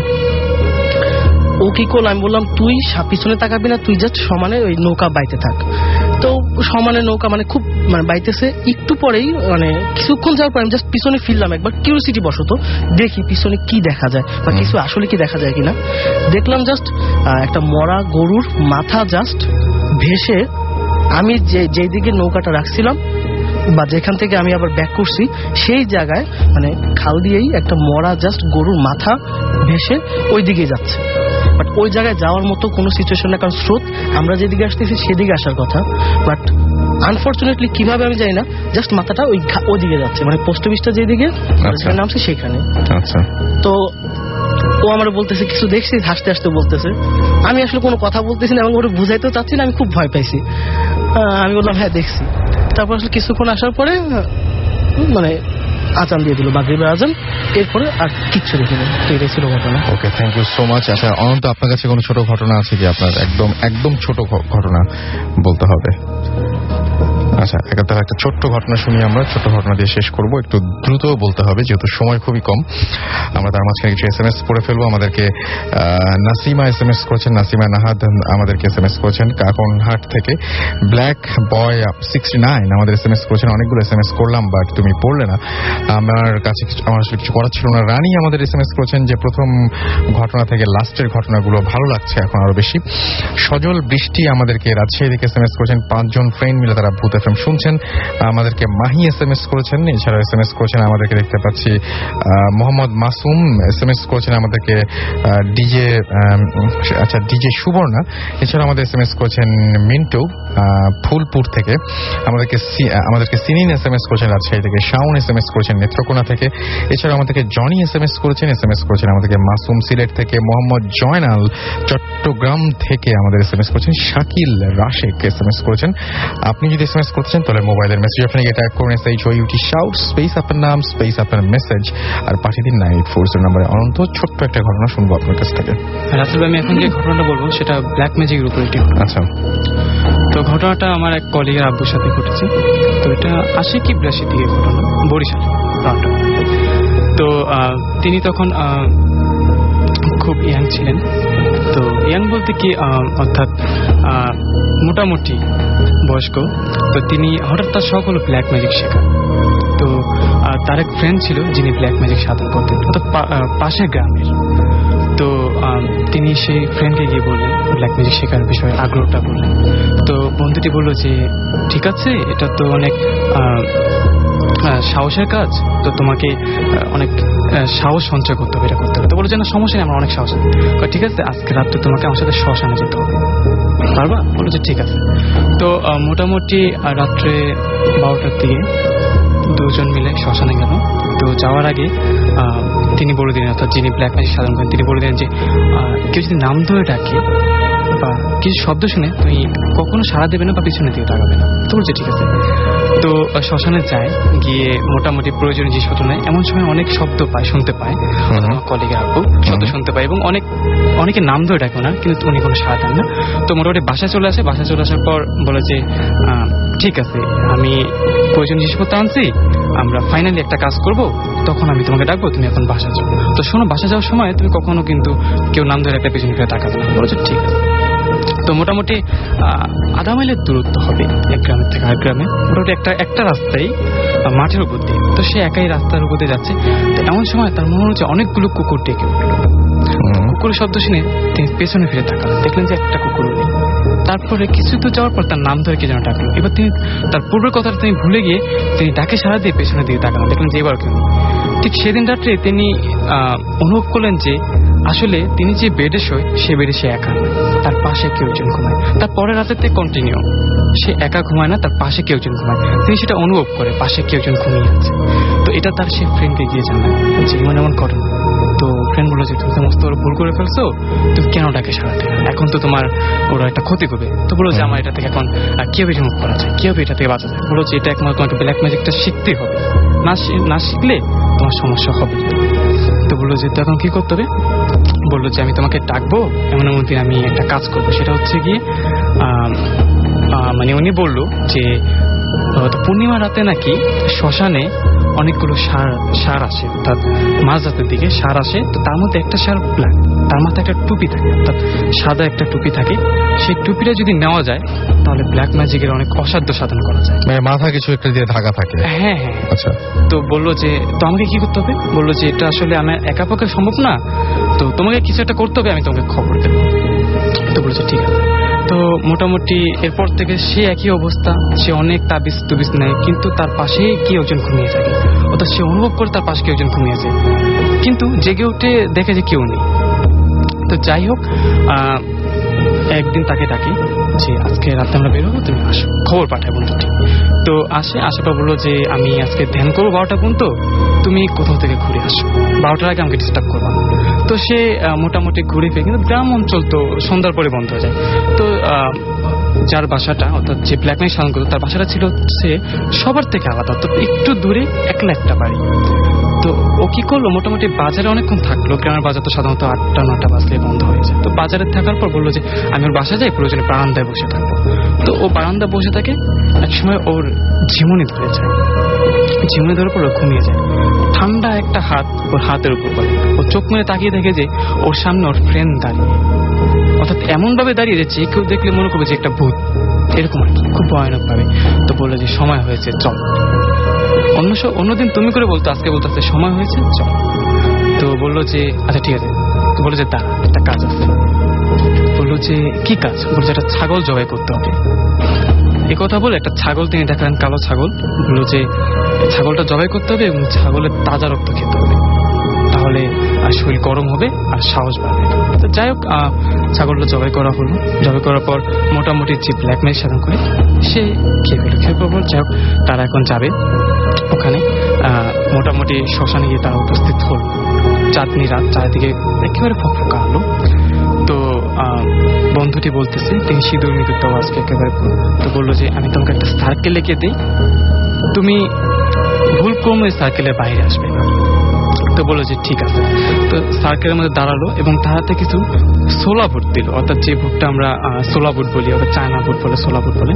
বললো যে যখন সার দেখা যাবে তখন এই বুটগুলো আমরা ছিটিয়ে দেবো, সারগুলো খাবে, এই সুযোগে আমরা টুপিটা নিয়ে নিব।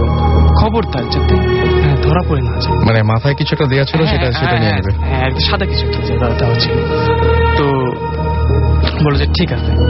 তো মোটামুটি ভাবে অনেকক্ষণ ওয়েট করলো এবং রাসেল ভাই, আমরা যতটুকু জানি যে ব্ল্যাক ম্যাজিক যারা সাধারণ করে তাদের কাছে অনেক কিছু থাকে, অর্থাৎ কঙ্কালের মাথা, এইসব সামথিং অনেক কিছু থাকে। তো গোল একটা কিছু ছিল হাড়ি ভাঙার মতো। বললো যে এটা দিয়ে দেখা যাবে, হ্যাঁ সার যদি আসে তাহলে এটাতে দেখা যাবে। তো রাত্র প্রায় আড়াইটার দিকে দেখলো যে অনেকগুলো সার আসছে, তার মধ্যে একটা সার কালো, তার মাথায় সাদা একটা কিছু। তো বললো যে এটি আমরা নেব। তো বললো যে তুমি সার্কেল থেকে বের হও না, আমি এটা নেওয়ার ব্যবস্থা করতেছি। তো যথারীতি সে আগুন জ্বালালো। আগুন জ্বালিয়ে বললো যে আগুনটা যতক্ষণ চলবে ততক্ষণ আমরা সেফ, বাট কোনোভাবে যাতে আগুনটা নিভে না যায় দেখো। তো তাই সে দাঁড়িয়ে মন্ত্র করতে লাগলো আগুনের পাশে দাঁড়িয়ে। সে সার্কেলের ভিতরে দাঁড়িয়ে ওই সোলা ভুট্টিটা সে ছিটিয়ে দিচ্ছে আর গরুগুলো ক্রমে কাছে আসতেছে। তো একটা সময় রাসেল ভাই শুরু হলো কি, বাতাস শুরু হওয়ার পর মনে হলো যে ঝড় আসবে, এরকম একটা শুরু হওয়ার পর, হ্যাঁ।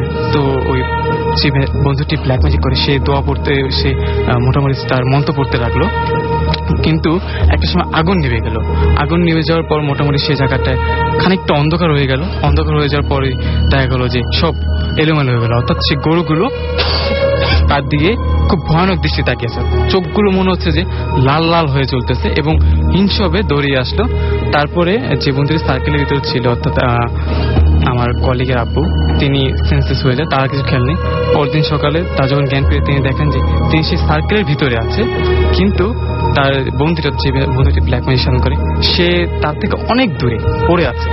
কাছে গিয়ে সে বন্ধুটিকে দেখে যে সে অজ্ঞান হয়ে পড়ে আছে, তার মাথায় পানি ডালা হয়, এলাকার লোকজন খবর দেয়, সবাই গিয়ে তার মাথায় পানি দেয়, কিন্তু তার জ্ঞান ফিরে না।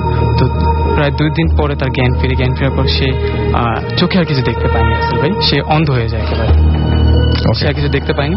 এই ছিল। ওকে, থ্যাংক ইউ সো মাচ। আমরা হাতে একদমই সময় নেই আমাদের, আমরা আজকে মতো ভূত এফএম শেষ করবো। তবে তার আগে বেশ কিছু SMS রয়েছে, সেই SMS গুলো আমরা পড়ে ফেলতে চাই। ব্ল্যাক ভ্যাম্পায়ার আমাদের SMS করেছেন আমাদেরকে। এছাড়াও রবিন আজিমপুর থেকে SMS করেছেন, কামরুজ্জামান সিলেট থেকে SMS করেছেন আমাদেরকে। এছাড়াও আমাদেরকে SMS করেছেন রাহাত উত্তরা থেকে, রুহুল আমাদের SMS করেছেন এবং আমাদেরকে SMS করেছেন। এছাড়াও দেখতে পাচ্ছি মোহাম্মদ জাহিদ, এছাড়াও আমাদেরকে SMS করেছেন দেখতে পাচ্ছি শাইকা রাজশাহী থেকে। আমাদেরকে বিশ্বজিৎ SMS করেছেন আমাদেরকে মুন্নি, শিলা, শাপলা, তিন্নি, রনি। এছাড়া আমাদের SMS করেছেন উপল, SMS করেছেন মুন্নি সহ আরো অনেকে। যাই হোক, আমরা আজকের মতো এখানেই শেষ করছি। আগামীতে আবারও আগামী শুক্রবার ঠিক রাত 11:59 আমরা ফিরে আসবো। তবে আরো কিছু SMS রয়েছে। তুলতুল আমাদের আদাবর থেকে SMS করেছেন এবং তিনি বলেছেন যে আমার SMSটা পড়ো, তার মনটা খুব খারাপ, তার SMS পড়ে ফেললাম। বৃষ্টি আমাদের SMS করেছেন, তার সেকেন্ড টাইম পাঠিয়েছেন, পড়তে হবে কিন্তু আমি আপনার SMS পড়ে ফেললাম। এবং তিনি বলছেন যে আমি রিয়া বর্ষায় একসাথে ভূত এফএম শুনছি। যাই হোক, আজকের মতো এখানেই শেষ করছি। আগামী শুক্রবার ঠিক রাত 11:59 আবারও কথা হবে। সেই পর্যন্ত আপনারা সবাই ভালো থাকবেন। তবে তার আগে বলবো সবাইকে যে বেশি বেশি করে আমাদের কাছে ঘটনা পাঠাবেন, যাতে বারবার করে আপনাদের কাছে দারুণ দারুণ সব ঘটনায় ফিরে আসতে পারে। আমাদের ইমেল অ্যাড্রেসটি আপনাদের মনে রাখতে হবে bhootfm@radiofulti.fm। স্পেলিংটি বলে দিচ্ছি BHOOTFM@radiofoorti.fm। আজকের মতো এখানেই শেষ করছি। তবে ভূত এফএম শেষ হলেও থাকছে রেডিও ফুর্তির প্লেলিস্ট জুড়ে দারুণ দারুণ সব গান। সো স্টে টিউনড রেডিও ফুর্তি এন্ড ডোন্ট স্টপ দ্য ফুর্তি। আজকের মতো এখানেই টাটা।